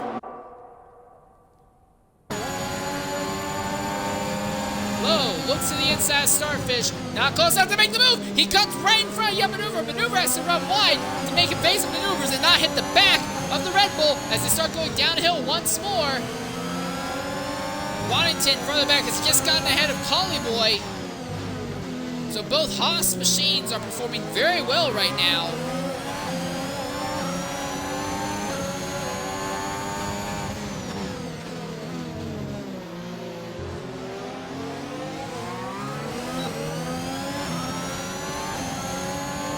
Maneuver very slow getting onto the second straightaway. The second sector straightaway, but look at this battle here. Cars all over each other. Right on board with Mr. Anderson. Actually, we're just right on board with Collie Boy as he is putting some pressure on Waddington. He wants that spot back, but Collie's tires are starting to fall away from him.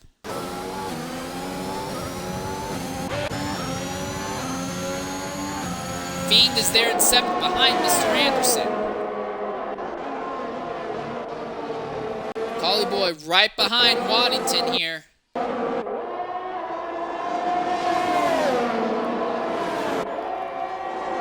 underneath the Haas. Now he looks to the outside. So with the DRS, he'll get the position as Ryan Hurricane is now coming into the pits. Now the thing is, now the Haas of Waddington will have DRS back against Collie Boy on this straightaway. Will he be close enough to make a move? He makes a look at, but cannot commit.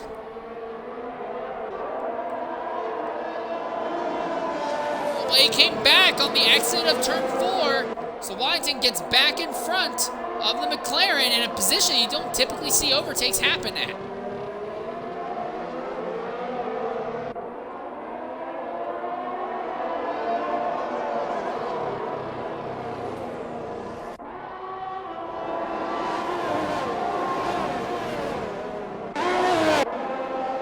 Young Maneuver, his chance to get to Starfish is shrinking rapidly. Those tires will begin to fall off shortly. The benefit, though, is that Lowe may be at risk of losing the DRS off of Starfish.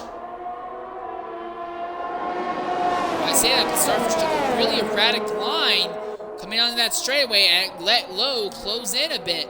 So now Young Maneuver still is going to have to try and deal with Lowe, who has DRS. Collie Boy, Waddington neck and neck into the final corner, but Waddington still has the position without issue. And Raptors had another accident. Another spin. But again, it looks like no damage to that car. And this is for the lead. Lowe, gotta run on Starfish here. And now Young Maneuver on Starfish. And Maneuver around the outside of the Haas, but he don't know if he can keep it. Oh, they're neck and neck. This is going to be a lot closer than I think either of them want it to be.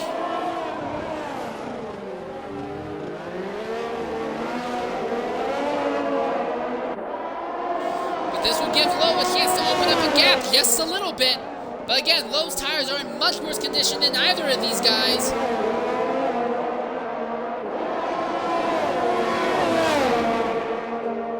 Both of them trying to close in on Lowe here. Uphill.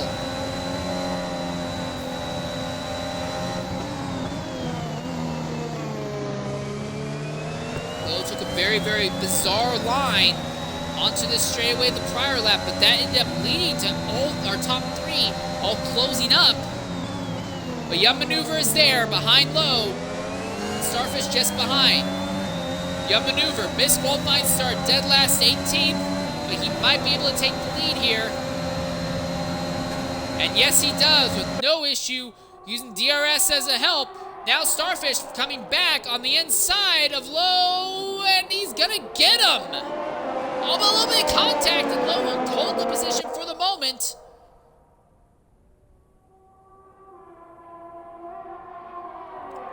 But now Young Maneuver has to run away from this battle as quickly as possible. And look at this, Fiend and Waddington are still going at it here for the 4th and 5th positions. Ryan Hurricane is just at the fastest lap of the day, but that time will get even faster later on as the fuel load continues to decrease. Now Beastian is just at the fastest lap.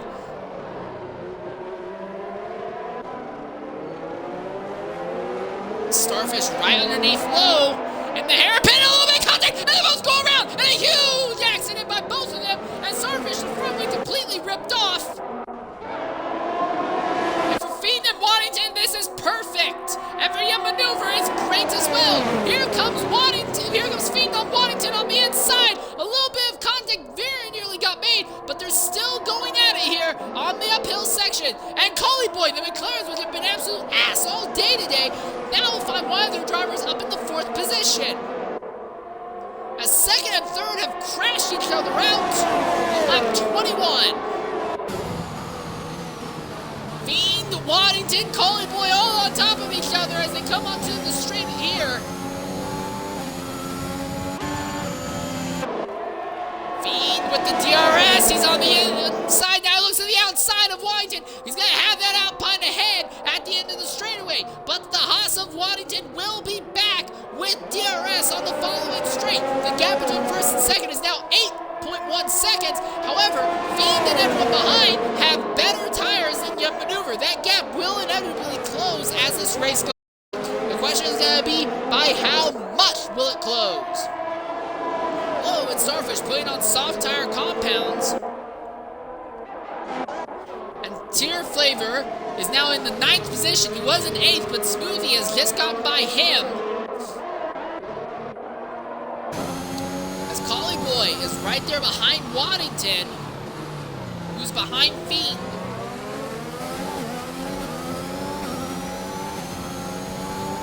Looks like Collie Boy can't quite keep up on the straight. Waddington closes on Fiend, but not enough to do anything on that straightaway, though.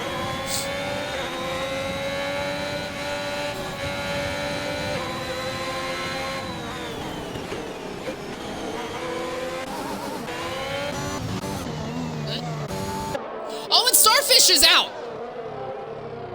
That's a full course safety car. Is now Starfish, who was fine for a podium position earlier, has just now been taken out of the race. And we're under a full course yellow once more.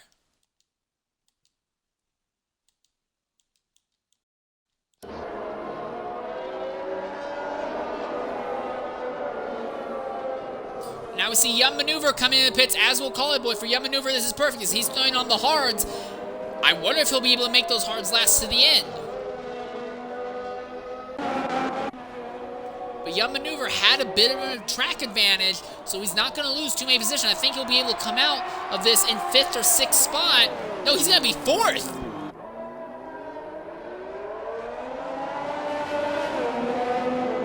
Smoothie 25, also putting on hard. Zola's putting on softs. All right, and coming into the booth with us now is Elfin Starfish.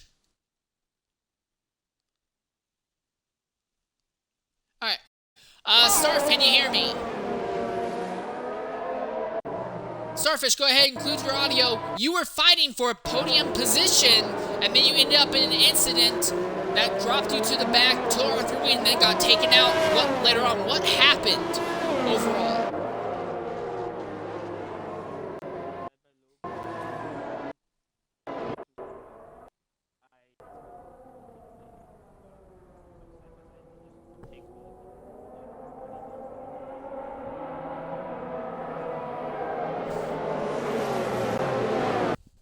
What?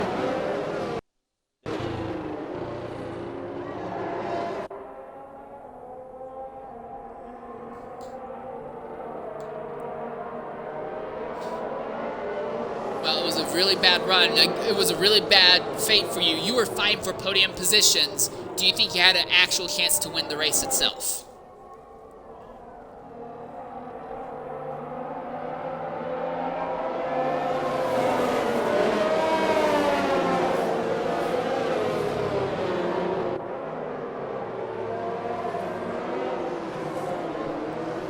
Alright, well now I just have one more question.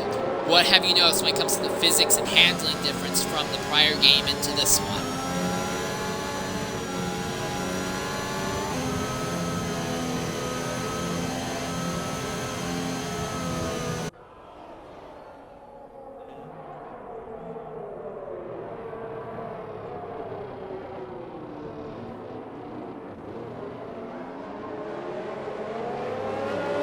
Well, thanks for sharing your opinion, Starfish. And again, a shame to see such a great run that you were having get ended this early in the event. We're not even halfway through.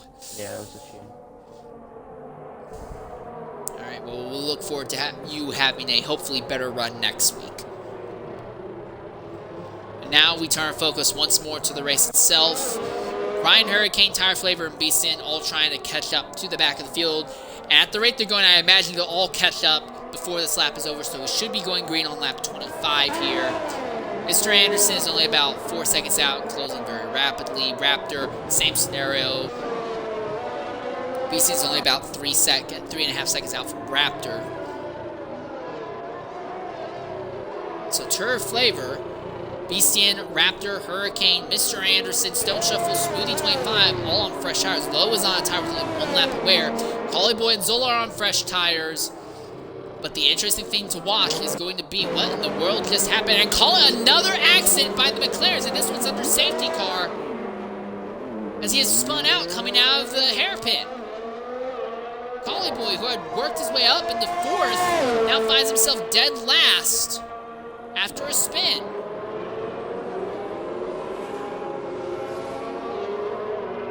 Safety cars coming in this lap, but these McLarens cannot catch a break. They seem to be set up so poorly. But the interesting thing is going to be Fiend, Waddington, Torpedo all have worn tires of 11 to 13 laps. Everyone else is on fresh. And Young Maneuver, he's going to be in a good position. Hard tire compounds that might be able to last him almost the entire race.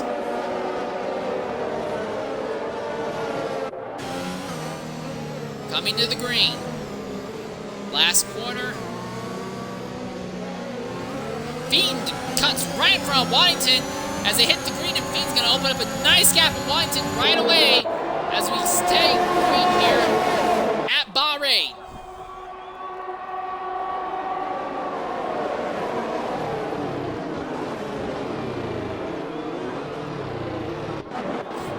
And Torpedo falls to 6th position.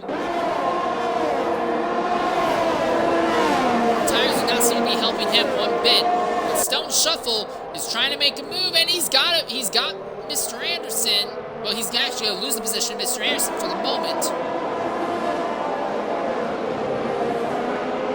Mr. Anderson has soft tire compounds that will work very well in his favor at this point in the event. And Lowe has just gotten by Young Maneuver. The soft tire compounds working in Lowe's favor, so Lowe is bringing himself back into the fight for the lead. Very nearly cut down Young Maneuver like he did on Starfish earlier.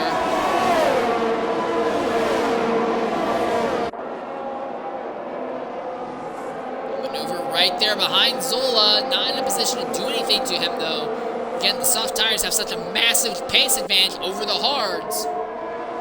Already the gap's opening up.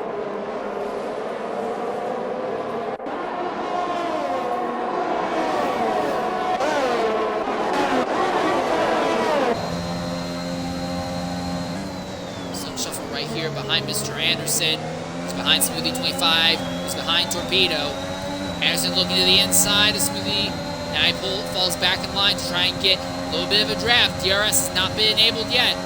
Mr. Anderson is close enough that if he wants to, he could throw it up the inside, but he's not going to get a chance to, because Smoothie's going to throw it up the inside of Torpedo, and Mr. Anderson's going to try and follow suit. Torpedo's blocked in on all sides. Stone Shuffle's going to back out. Mr. Anderson cuts across the track to overtake Smoothie 25, and Smoothie is going to go up. Humongous accident on the inside.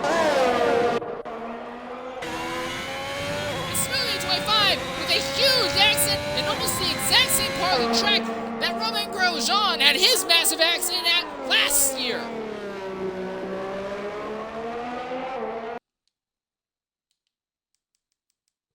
We'll try to get Smoothie in here to hear what he has to say.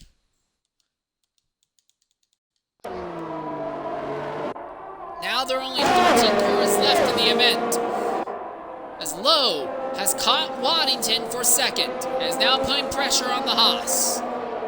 Zola has also gotten by Young Maneuver, and Maneuver has had no luck trying to keep pace with the soft tire compound cars ahead. The advantage, though, for Young Maneuver is that he may not have to pit again for this race.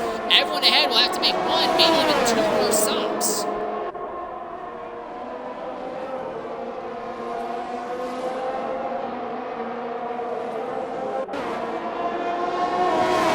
Oh, right underneath Waddington. No DRS yet, but they will have DRS on the following straightaway. Lowe goes to the outside. He's pulls, sort of even, but not enough to really do anything. Look at them, Lowe trying to make it work. He still has DRS on Waddington. Now he goes to the outside. Side by side in four. Waddington pushes the Red Bull a little bit wide. Zola closes right in. They're still neck and neck as they're going downhill. One of them's going to have to back out. It's going to be Waddington.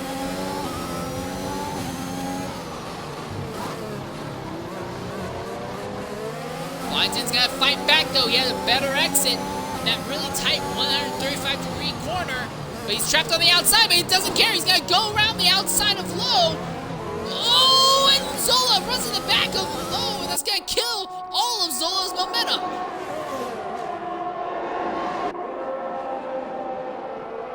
Lowe on the outside of Waddington, going uphill through this section. Not a very highly prescribed idea, but they're doing it here regardless. Trying to do a crossover is the Haas. Second to last corner on the inside. Very nearly making contact. Zola is still right there. He's ready to capitalize. Waddington's going to have DRS on Lowe. Oh, Zola throwing it up on the inside of Waddington. And he's got him. They both have DRS. It's going to be a drag race down the straightaway as Lowe is trying to pull away from them both. And Waddington's going to fall to fourth. Zola now behind Lowe. The gap between first and second is now opened up to 2.5 seconds.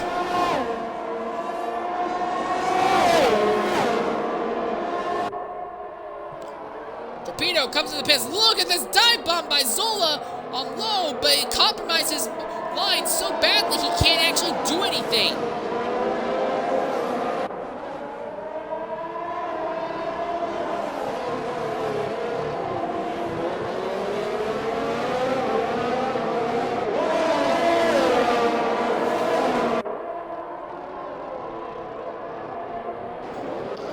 Another McLaren around, and that's Raptor again. Oh, Ryan Hurricane had to be really careful and not hit him there. Waddington not too far off this battle yet. He might still be able to make a fight back, but he is on very more medium tire, well, moderately more mediums, while everyone else is still on relatively fresh softs. So this is a losing battle for him. He's going to have to worry about Mr. Anderson behind. His Young Maneuver has slipped to 6, and actually he's going to have to slip to 7 as Collie Boy is on his inside, going around the final corners. The advantage, though, will be the Young Maneuver. He will have DRS. So will Collie Boy.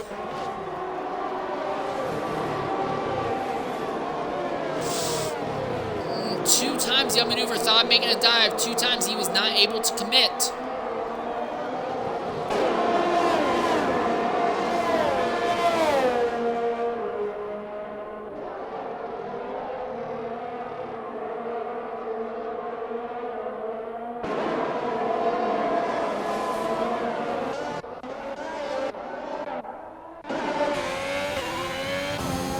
And Hurricane's falling off of this battle between Stone Shuffle and Raptor.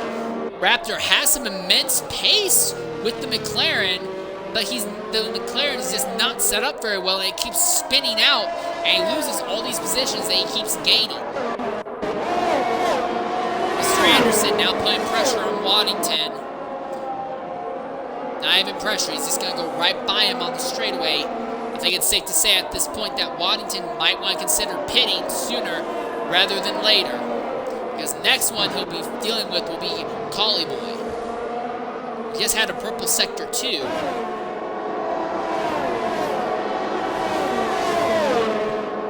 halfway through the race now. A little bit over halfway at this point, actually.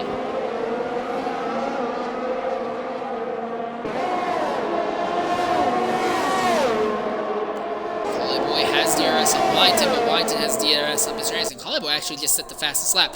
Here we go. Collie around the outside of Waddington.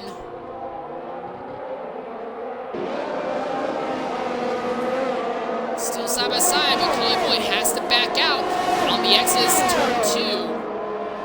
They both have DRS. Now he looks to the outside of the Haas.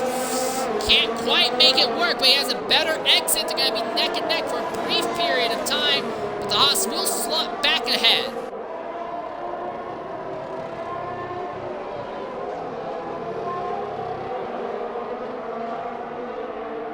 Let's see that McLaren getting sideways there. He still has the pace advantage over the Haas. DRS for the McLaren, not for the Haas now. But this straightaway not quite long enough unless Collie can really make it stick on the inside. He made it stick, but it wasn't enough to stick it for a position gain. But now the battle is going to be ahead because Mr. Anderson is within DRS range of Zola, who's within DRS range of Loeb, who is now within DRS range of Fiend.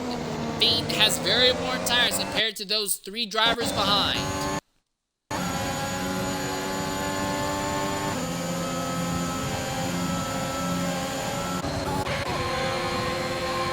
Collie on the inside of Waddington, and under braking, Collie actually backs out relatively early so that we can guarantee that he has DRS, but this is going to be interesting because Loeb has a lot of speed against Fiend. They're going to be side by side as they enter turn 4. Who's it going to be?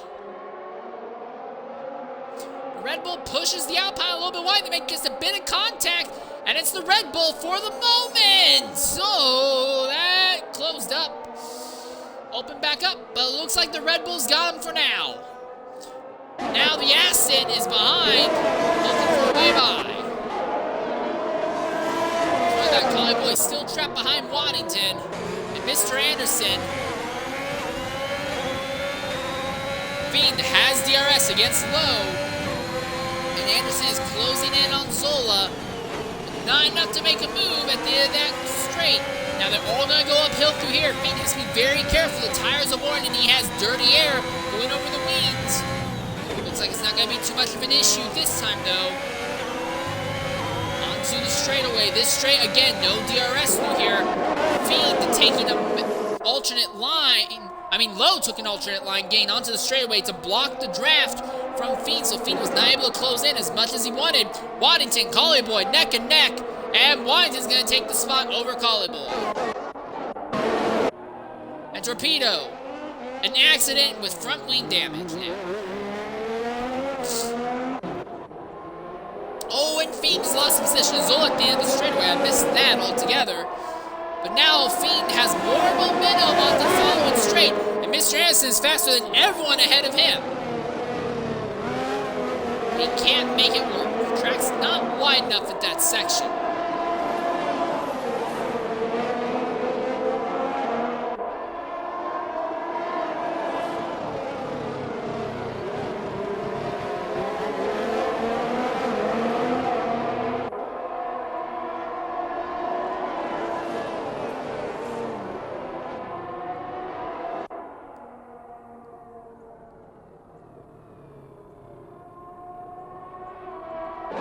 Ooh, and that's Collie Boy.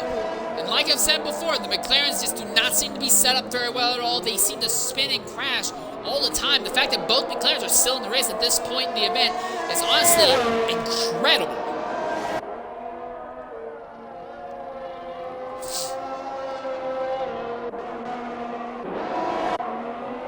For Waddington, though, this is great because now he no longer has to worry about cars around him. Same with Mr. Anderson.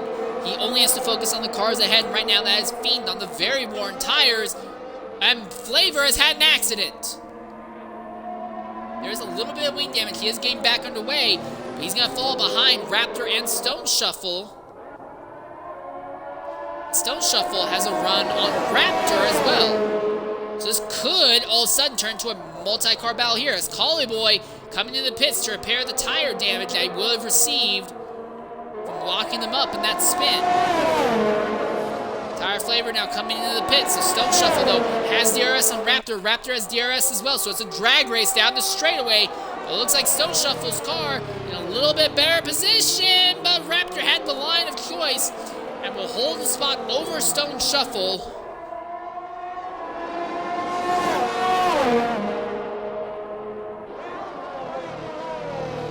It looks like for now it's going to be Raptor who has that position. Let's turn focus back to the battle for third and fourth.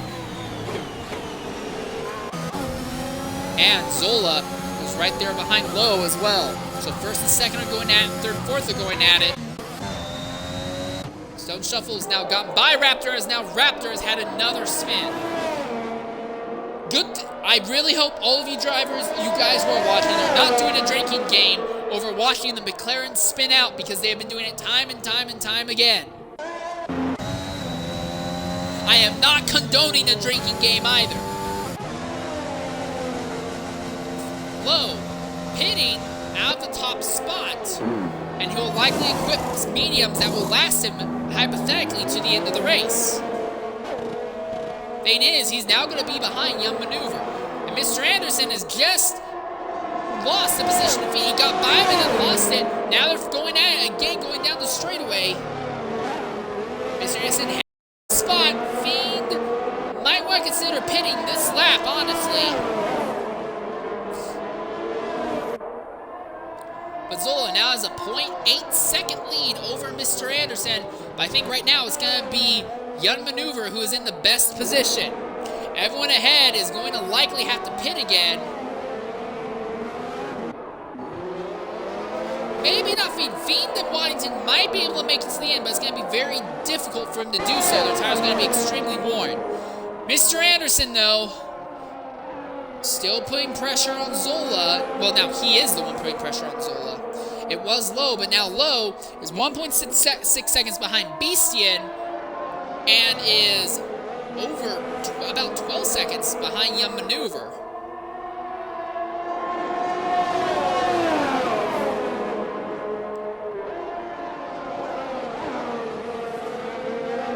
Let's go. It's coming down. They're going to be at 14 laps to go when the leader hits the line. Mr. Anderson is closing in. He's within DRS range now of Zola. But Fiend is right there as well, ready to capitalize. And I've got to give big props to Fiend. His tires are in much worse condition than the drivers ahead, and he's still fighting, or at least holding even with the cars directly in front of him.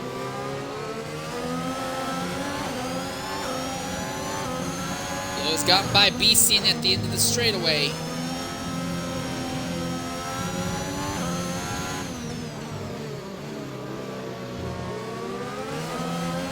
Oh, Zola having trouble putting the power down, coming out of that tight corner. Now Mr. Anderson dives to the inside, and he's around, and Mr. Anderson's around it. He saved it. He did not spin all the way around, but he came really close to it. Now he's going to lose a chunk of time to all the drivers ahead, and Fiend actually had to back way out to not hit Anderson, and that's going to open up the gap between Zola and Fiend. And again, Fiend has much more worn tires. He has to consider coming in now with that car sliding like it was there.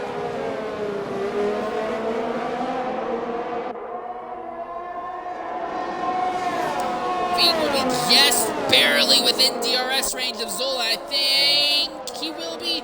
It's going to be close. If he's not within DRS range, Mr. Anderson will be within DRS range of Fiend and will start closing in rapidly. No. Fiend does not have DRS, but Anderson has DRS on him. So now the Alfa Romeo will close in on the Alpine really aggressively. Zola did not get outside of DRS range of Fiend on the straightaway though. So Fiend should have DRS on this straight.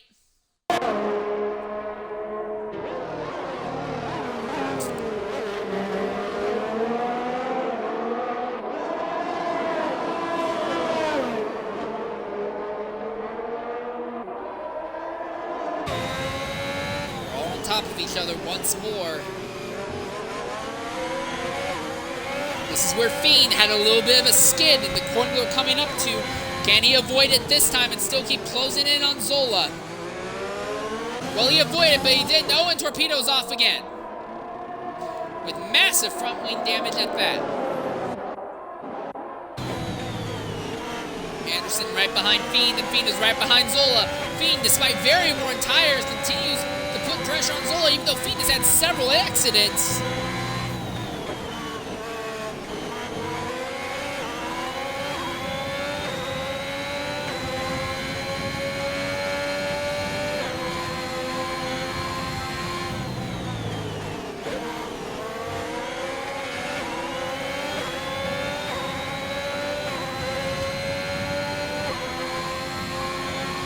Laps to go.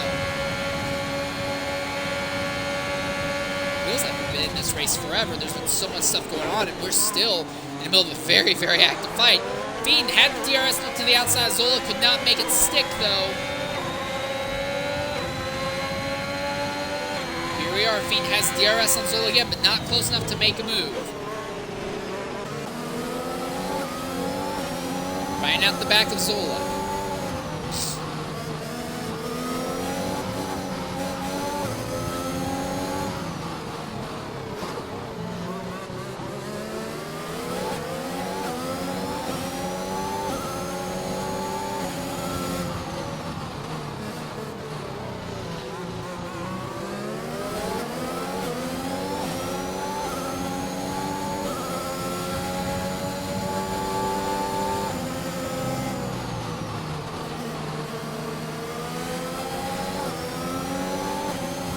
Right now, Zola's in the best scenario of these top three drivers. He has fresh, clean air on the front nose of that car. Mr. Anderson has relatively good tires, but he's chewing up the value of those tires by being stuck in Fiend and Zola's draft this entire time.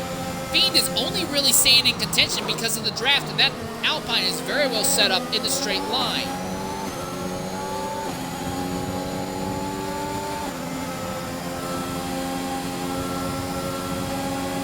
Oh, and Torpedo's out. And it's the same place we've seen numerous other drivers. And that's actually the second time Torpedo has crashed out at that section of the racetrack. But now we turn our focus once more in this battle for a top three. We're going to try and get a word in with Torpedo as quickly as we can here.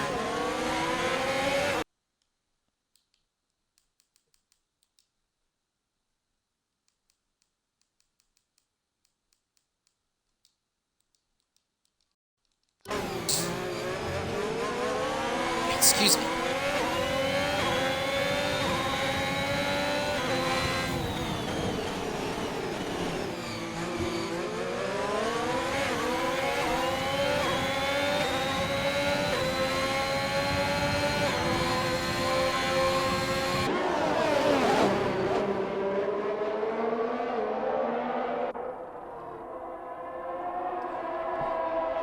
Fiend still staying active in his fight against Zola on very worn medium tires.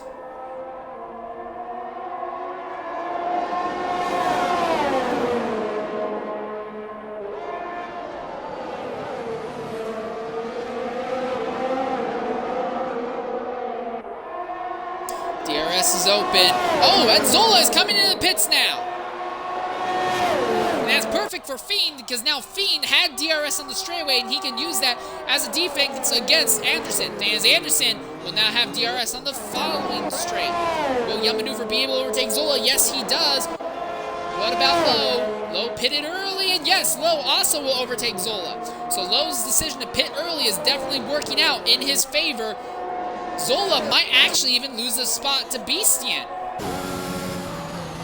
Yes, he will.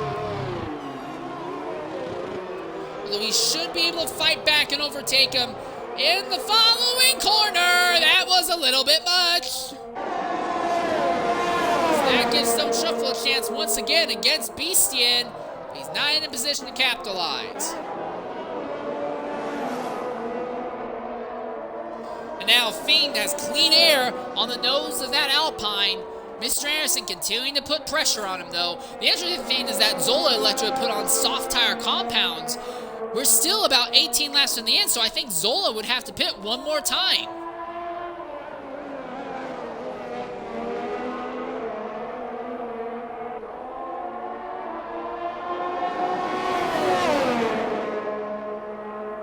Anderson closing in on Fiend. Now Fiend no longer has DRS he can use as a defense on the straights. Mr. Anderson may have a good shot at this.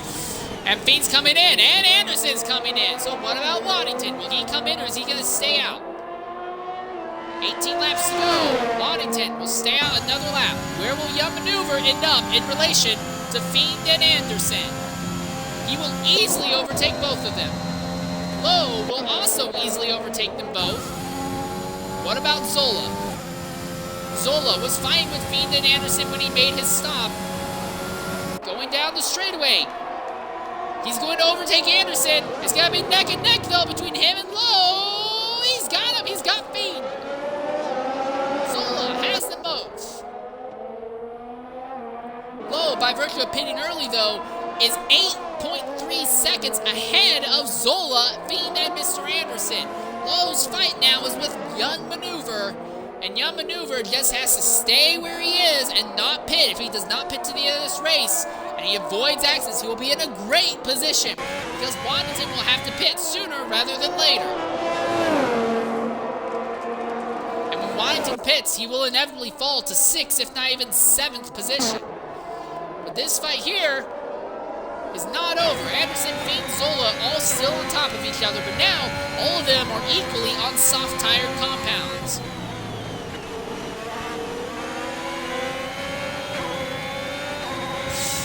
Zola. Oh, Fiend is right underneath Zola. This can get really hairy here.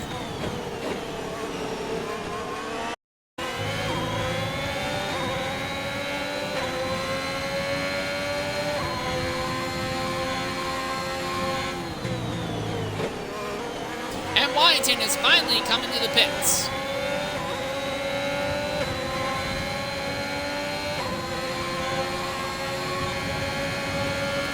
Fiend to the inside of Zola with the DRS assist. It will be an easy overtake as it slots right in front of Zola before they even get out of the DRS zone. Now Zola will pop up the DRS in the following straight here, try and come back against Fiend, but Fiend opened up enough of a gap between turns 1 and 3 that won't really work in his favor. Beastian is also finally coming to the pits as well. Waddington came out in 8th. He's behind Collie Boy, but with fresher tires and the McLaren's propensity is spinning, I think Waddington will get that position without too much of an issue. Oh, and Fiend has gone off circuit.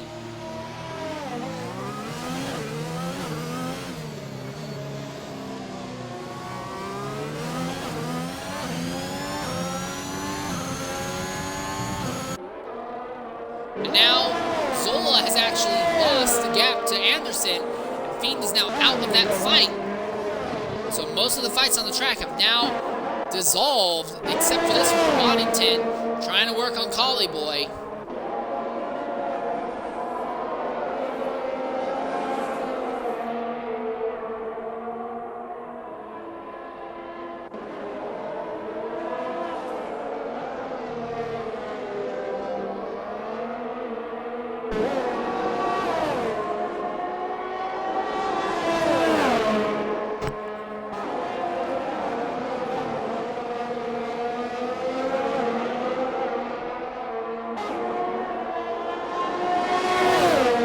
With the DRS, he should easily be able to overtake McLaren here as he goes to the inside. No issue with the overtake there.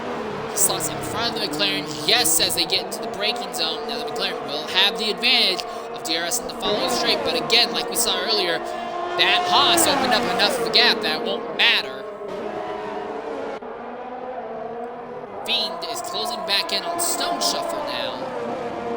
That'll be about for 5th. And again, Stone Shuffle will have to pit, and Fiend goes around. That's the second time he goes around. Almost in the exact same part of the track, twice in 2 laps. And now I have to wonder if maybe they made a wing adjustment when they came into the pits, and that wing adjustment isn't setting well with the car. That's the second time. Well, no, it couldn't have been a wing adjustment because that's in a mechanical grip section of the circuit.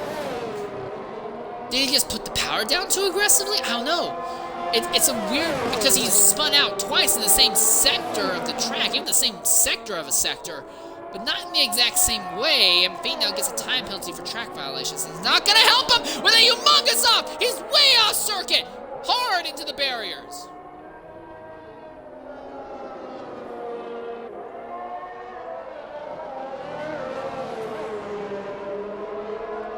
And now I have to wonder if those tires are burned. Now, I think I saw something fall off the back of that car as he came back onto the racetrack. Stone Shuffle's coming into the pits now.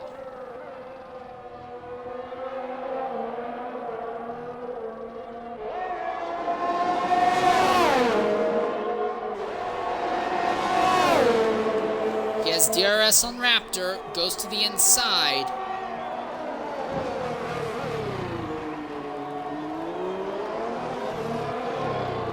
Curious to see if he's going to spin out again in Sector 2 or not. Oh, well, it won't matter because Raptor's just spun in that sector. Also, while we were following that, Young Maneuver, he's on the hard tire compounds. Again, he doesn't have to pit for the rest of this race. But I don't think it's going to actually mean anything now because Lowe, on pure ability, just walked right by him in the span of 2 laps. The gap is already more than 2 seconds and just continues to grow exponentially, it seems. Fiends didn't spin out this time.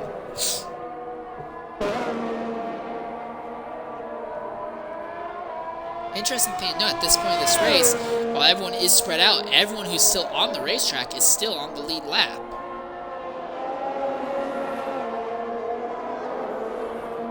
Fiends spun out here last lap. No issue this time, though, it seems.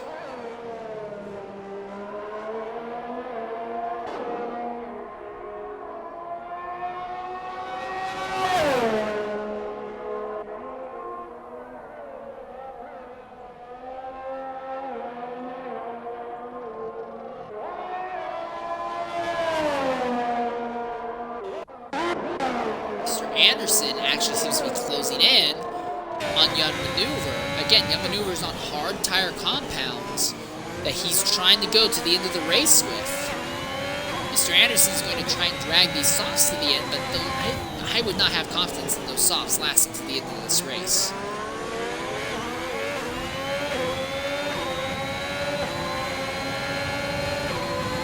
It doesn't seem like it's going to matter. Young Maneuver is just plummeting the hards. These do not seem to have any pace whatsoever.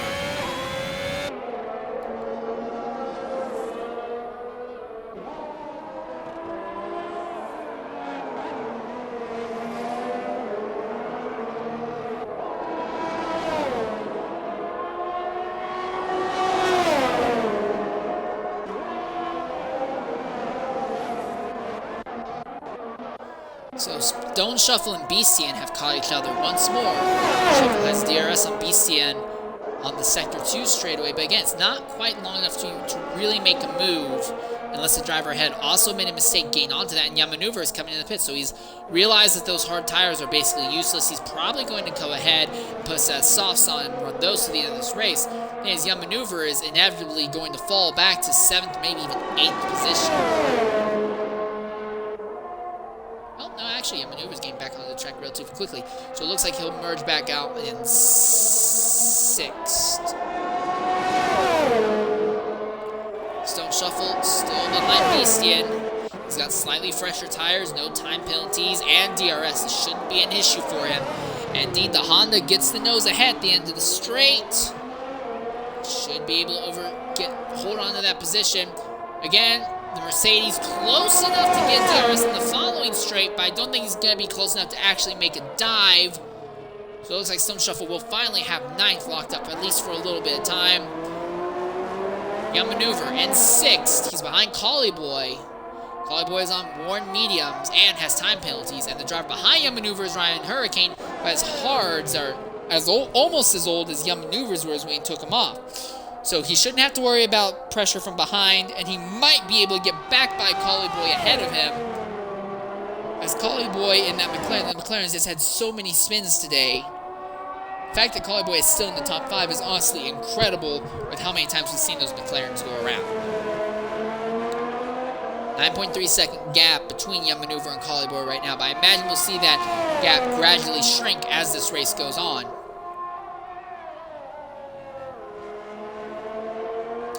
12 laps to go.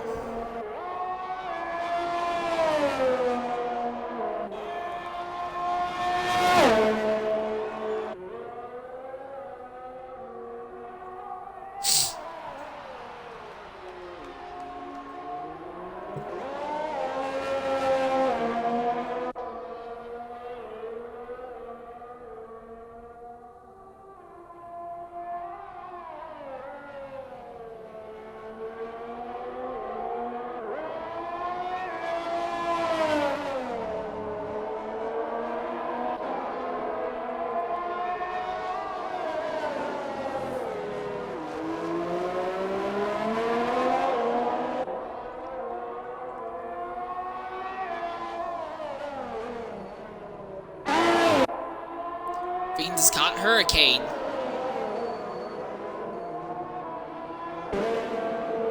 So it looks like whatever was ailing that Alpine early on, Fiend has adapted to it. It's no longer causing him an issue as he's now starting to go back up through the field. So he's overtaken Ryan Hurricane now. Oh, I said that too soon as he goes around again. It's the second time he's had a spin. Oh my goodness, and a humongous hit.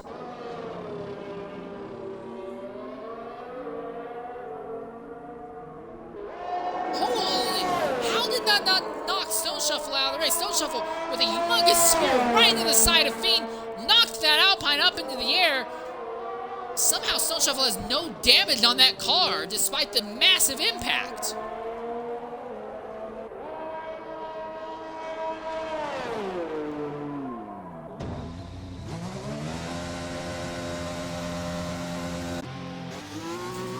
Stone Shuffle and Fiend now both coming into the pits.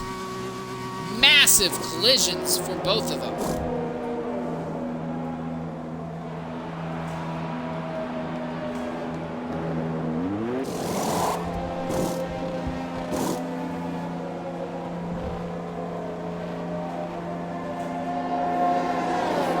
Both of them will fall behind Flavor and Raptor.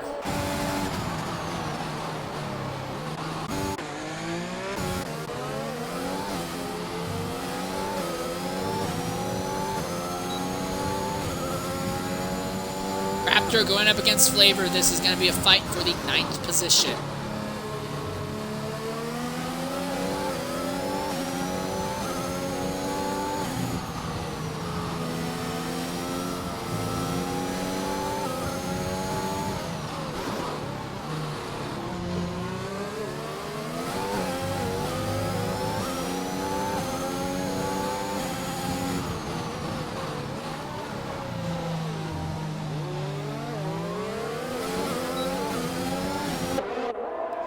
With the DRS, he's on the inside. He'll be able to throw it up the inside of that Mercedes. Oh, wow. He actually completed that even earlier than anticipated, so he'll easily slot in front without issue.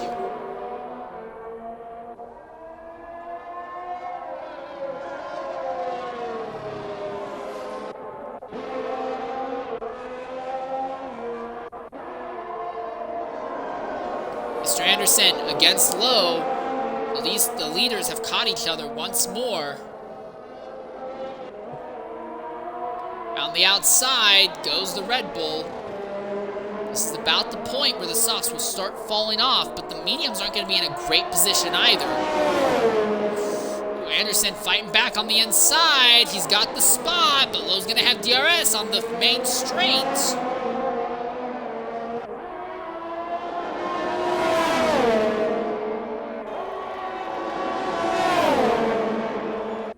Inside of Anderson, no issue overtake, but Anderson will have DRS in the subsequent straightaway.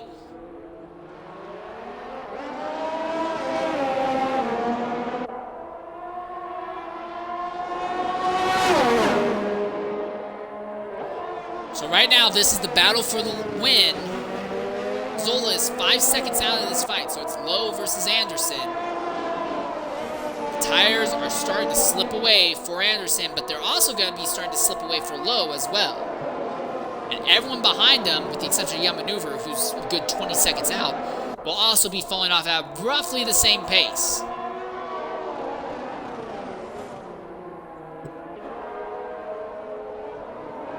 Lowe made the decision. There was about 4 people all fighting for the lead. And he made the decision to pit first, well before everyone else. And he threw on medium tires with everyone else when they did pit. Put on softs. He ended up with track position over all of them. Anderson's caught Lowe, but now Lowe is starting to open up the gap once more in his favor.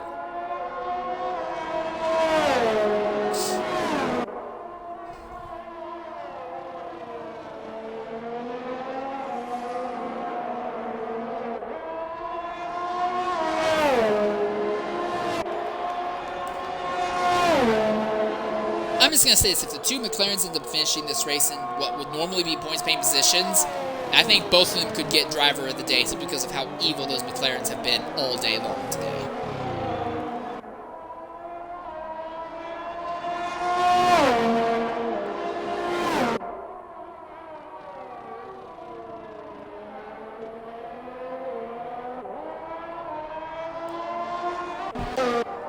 A bit farther back, Stone Shuffle, and there goes Raptor again. Another spin. He's still in the points-paying positions for now, but Flavor will get back by him.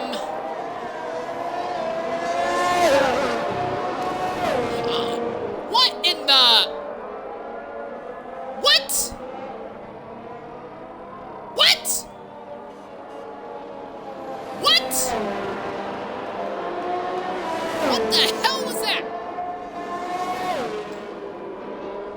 What?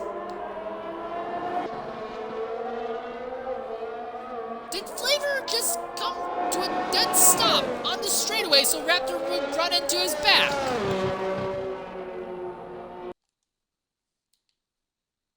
What?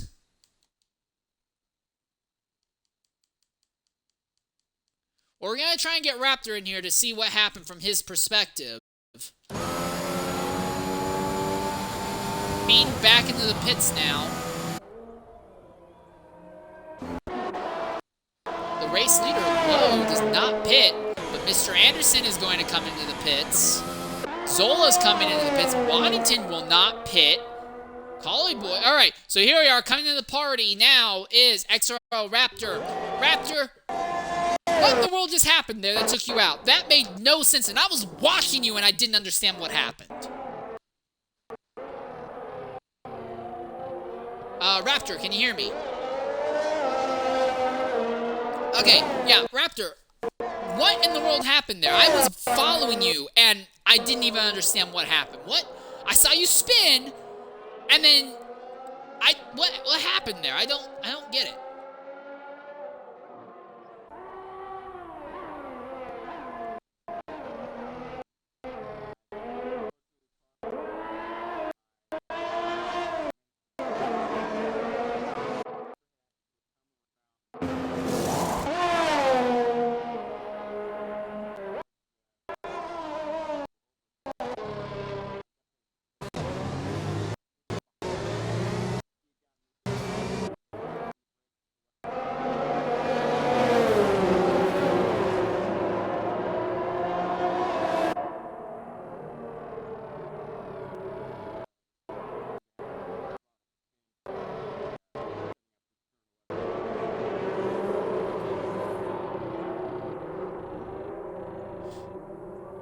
The game have given... Okay, it just seems weird that the game would have given Flavor a penalty for overtaking you when you were completely sideways and he needed to make sure not to hit you, so... That's just seems stupid. It seems like every iteration of this game, the penalizing AI gets weirder and weirder.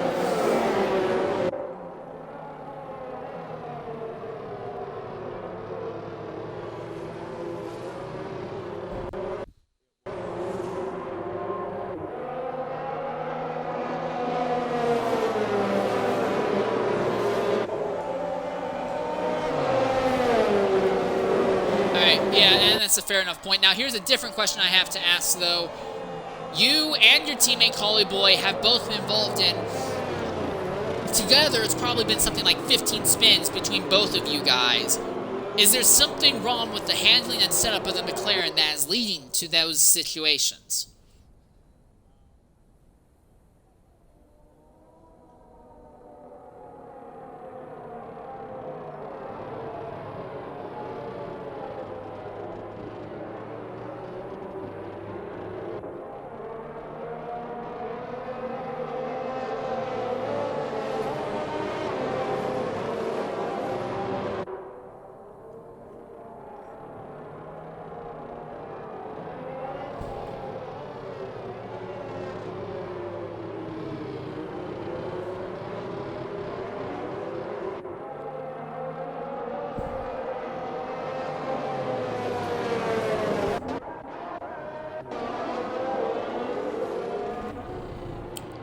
Well, you made a good point. I've also saw the McLarens even spinning out. Not only McLarens, but other cars as well. And Fiend just did it as well, spinning out under the yellow flag, coming out some of the slower corners.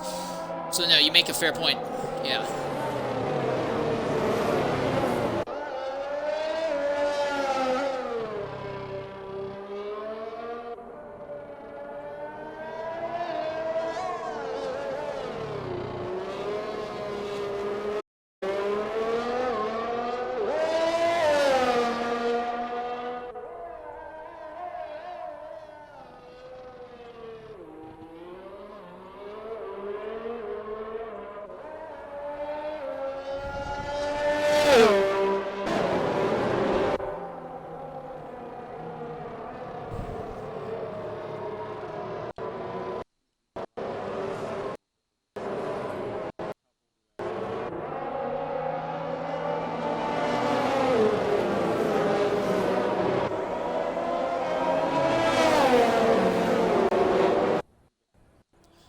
Well, thanks, Raptor. It's a shame to see you knocked out, because you actually seem to be having a relatively good run today, despite all the spins.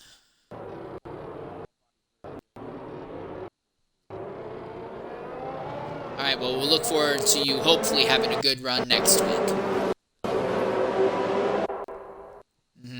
Well, Tier Flavor has gone ahead and jumped into the pits to put on a new set of tires, so he will have the freshest tires in the entire field, and will be 10th.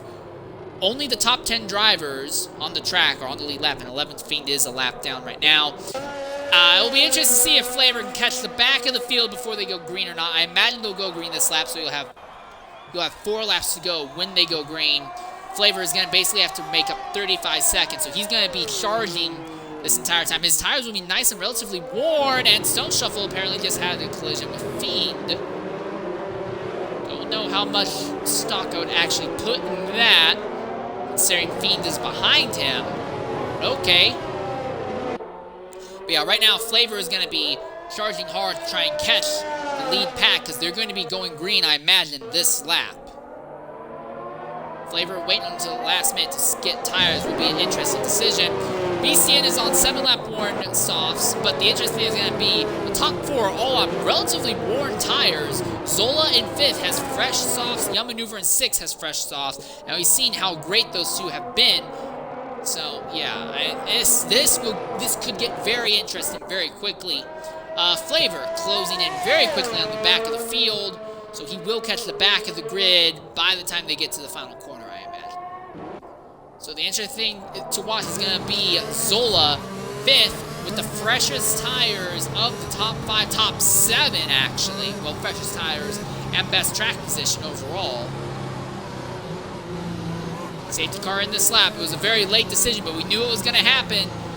We're coming green this time. Low, Waddington is going to give you a little bit of chaotic start. Oh, and Young Maneuvers had collision further back. But look at this battle. Waddington, Conlo sleeping. Neck and neck. Collie Boy's there as well. Waddington shoots out in front of the McLaren. Side by side, a little bit of contact between the top 2. A lot of contact between the top 2. Mr. S, and there goes the McLaren right in front of the entire field. And the entire field's involved. Stone Shuffle's involved. And they're still wrecking. They're wrecking everywhere. Tier Flavor's involved. Low is getting away now. Stone Shuffle has also gone around. Waddington inherits the lead. Zola is now in fourth, and he's fighting. How did Collingwood walk out there in third when he was the first driver who spun? Well, however it happened, it's not going to matter for long because Zola is going to overtake Collingwood relatively soon, I imagine.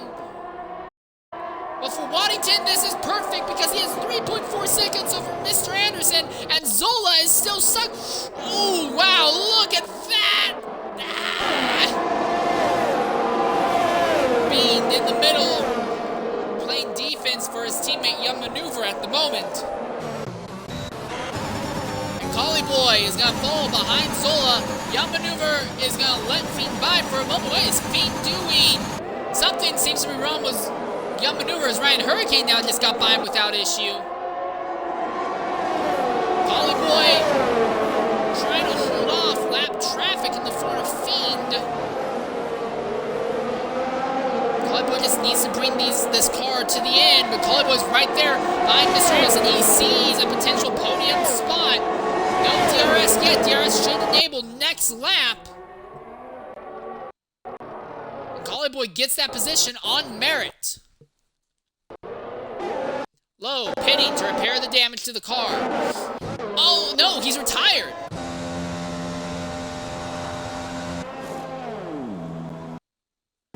Stone Shuffle is coming in to get service to his car as well, but he's going to get knocked out. So Fiend is going to walk out here with points still. Mr. Anderson wants to try and do something to Collie Boy, but his teammate Ryan Hurricane is going to overtake him here.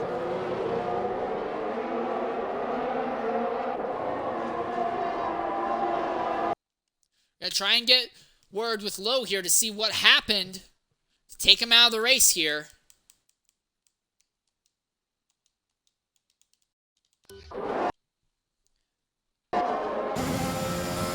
He's sitting in 7th. He'll be within DRS range of the drivers ahead. Putting pressure on Mr. Anderson right now.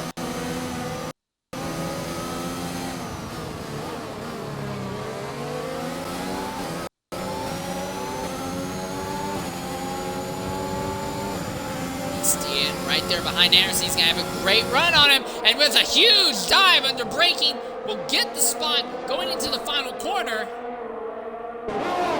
Compromises his line just a little bit. Meanwhile, at the front, Zola, 2.1 second. Wait. Zola, thank you. Zola, 2.3 seconds out of the lead. He is putting down amazing laps right now. But it may be a case of too little, too late. He would need to close by 1.5 seconds every lap to have a shot at Waddington. I don't personally see that happening. Collie Boy still trying to hold off Ryan Hurricane.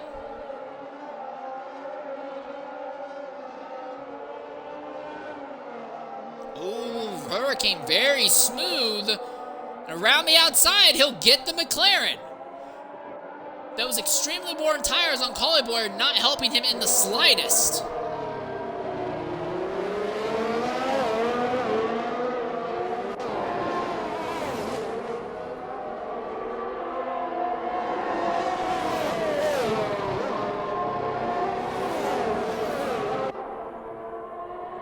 Now Collie Boy falling off rapidly from Ryan Hurricane, but the gap between himself and Young Maneuver should be enough. That won't matter. So now we turn the focus to time penalties. Zola 5 seconds off from Waddington. So Waddington has this victory basically wrapped up. Ryan Hurricane has 3 seconds. Collie Boy has 9 seconds. Young Maneuver has 5 seconds of penalties. The driver right behind him is Beasting, who has 8. Mr. Anderson has no time penalties, though, so that could work out in his favor. He might be able to leapfrog Beasting and Young Maneuver in the final standings. TIR Flavor has no time penalties. Stone Shuffle has 10 seconds, and Fiend has 14 seconds, but the gap between them are so large that's not going to matter. Young Maneuver has just gotten by Beasting going down the straightaway. I'm sorry, Beasting has got by Young Maneuver. I completely read that wrong. And the position goes back in Young Maneuver's favor, though, because Beasting has to let out in the final corner. In the following corner. But meanwhile, we look at the front. Zola has caught Waddington, but it's not going to matter because time penalties are going to work out in Waddington's favor. But Zola wants that position on track irregardless. This is the last DRS straight.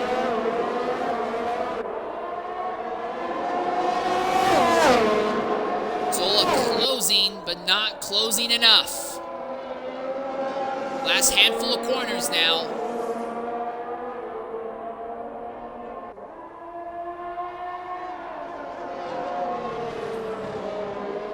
Zola with the fresher tires is significantly faster than Waddington. Waddington pulls down low to try and break the draft. Zola follows to maintain draft. Zola won't be able to make a dive in the final corner, I imagine.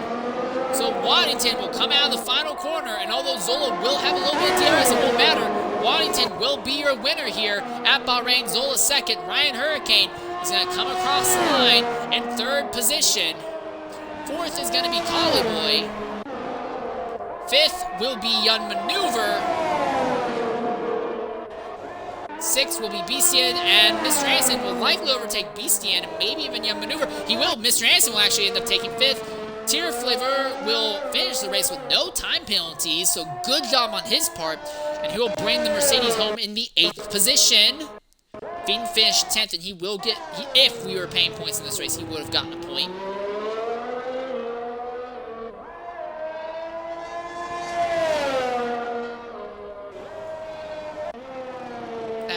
Stone Shuffle will get 9th.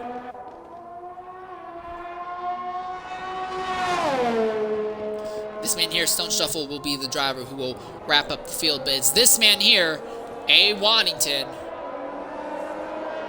who has won here at Bahrain in the Haas. A car that in real life is a complete crap box.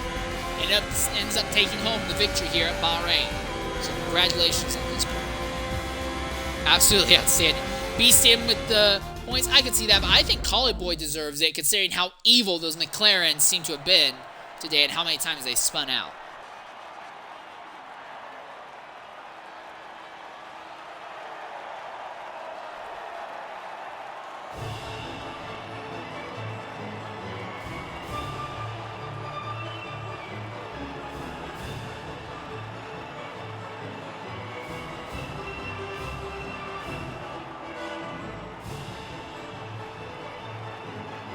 Now, results might get changed later due to how penalties are, but I imagine in the end, the winner that we saw in this race won't change.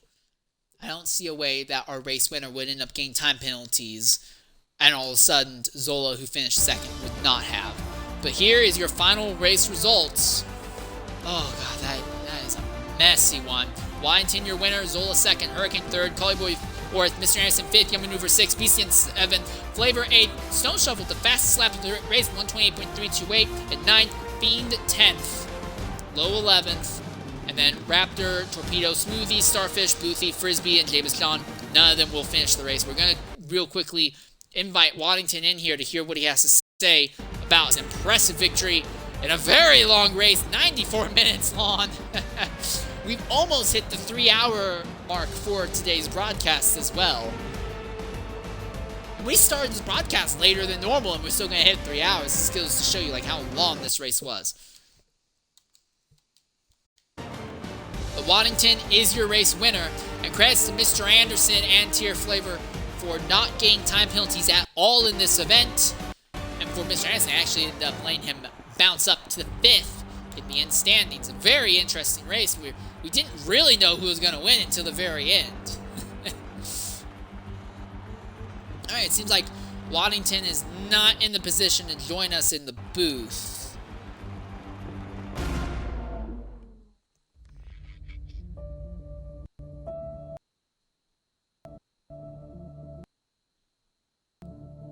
Oh, I'm wrong. Here comes Waddington now. Alright, Waddington, go ahead. Include your audio. Congratulations on your victory here at Bahrain. What do you have to say?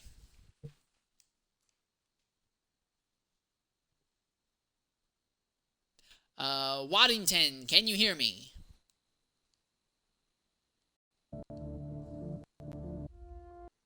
Alright, well go ahead, make sure audio's included. Congratulations on that incredible victory. What do you have to say about that race? That was sweaty as hell, that's all I've got to say. Oh my god. Yeah, it's not the way I wanted to win it. I felt like Lowe tried squeezing me up onto the inside curb at turn 1 after this last safety car restart, and that's why we make contact. But yeah, I'd never want to win a position like that. Not in my nature. Apart from that, I think I was defending very, very hard, or most of the race, to be fair. It's not a reliable car at all. Well, I'm gonna say this: you were all over the place today. You were basically fighting with about 3 or 4 drivers throughout the entire event. Was your in position like a result of strategy or luck? More luck than anything. VSC's kind of helped. The front leaders weren't able to extend that gap that they would have managed to pull away if they were in VSC's. And obviously, safety cars throwing an entire new ball game into it.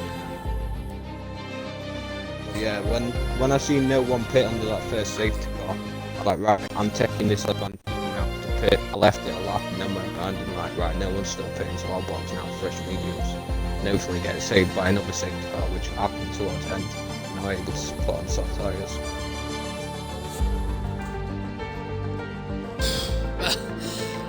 I won't lie, I'm a little bit burned out because that was such a crazy race. I'm sure you feel similarly. So unless you have anything else to say, I'll go ahead and let you go. But again, congratulations on that crazy race there. Thank you. I need to lie down after that. Oh god. You could probably tell how tired I am just in my voice. Oh yeah, your voice sounds exhausted. Hey, at least you can lie down. I have another race to broadcast in an hour. So. Oh god. Rather you than anyways. me.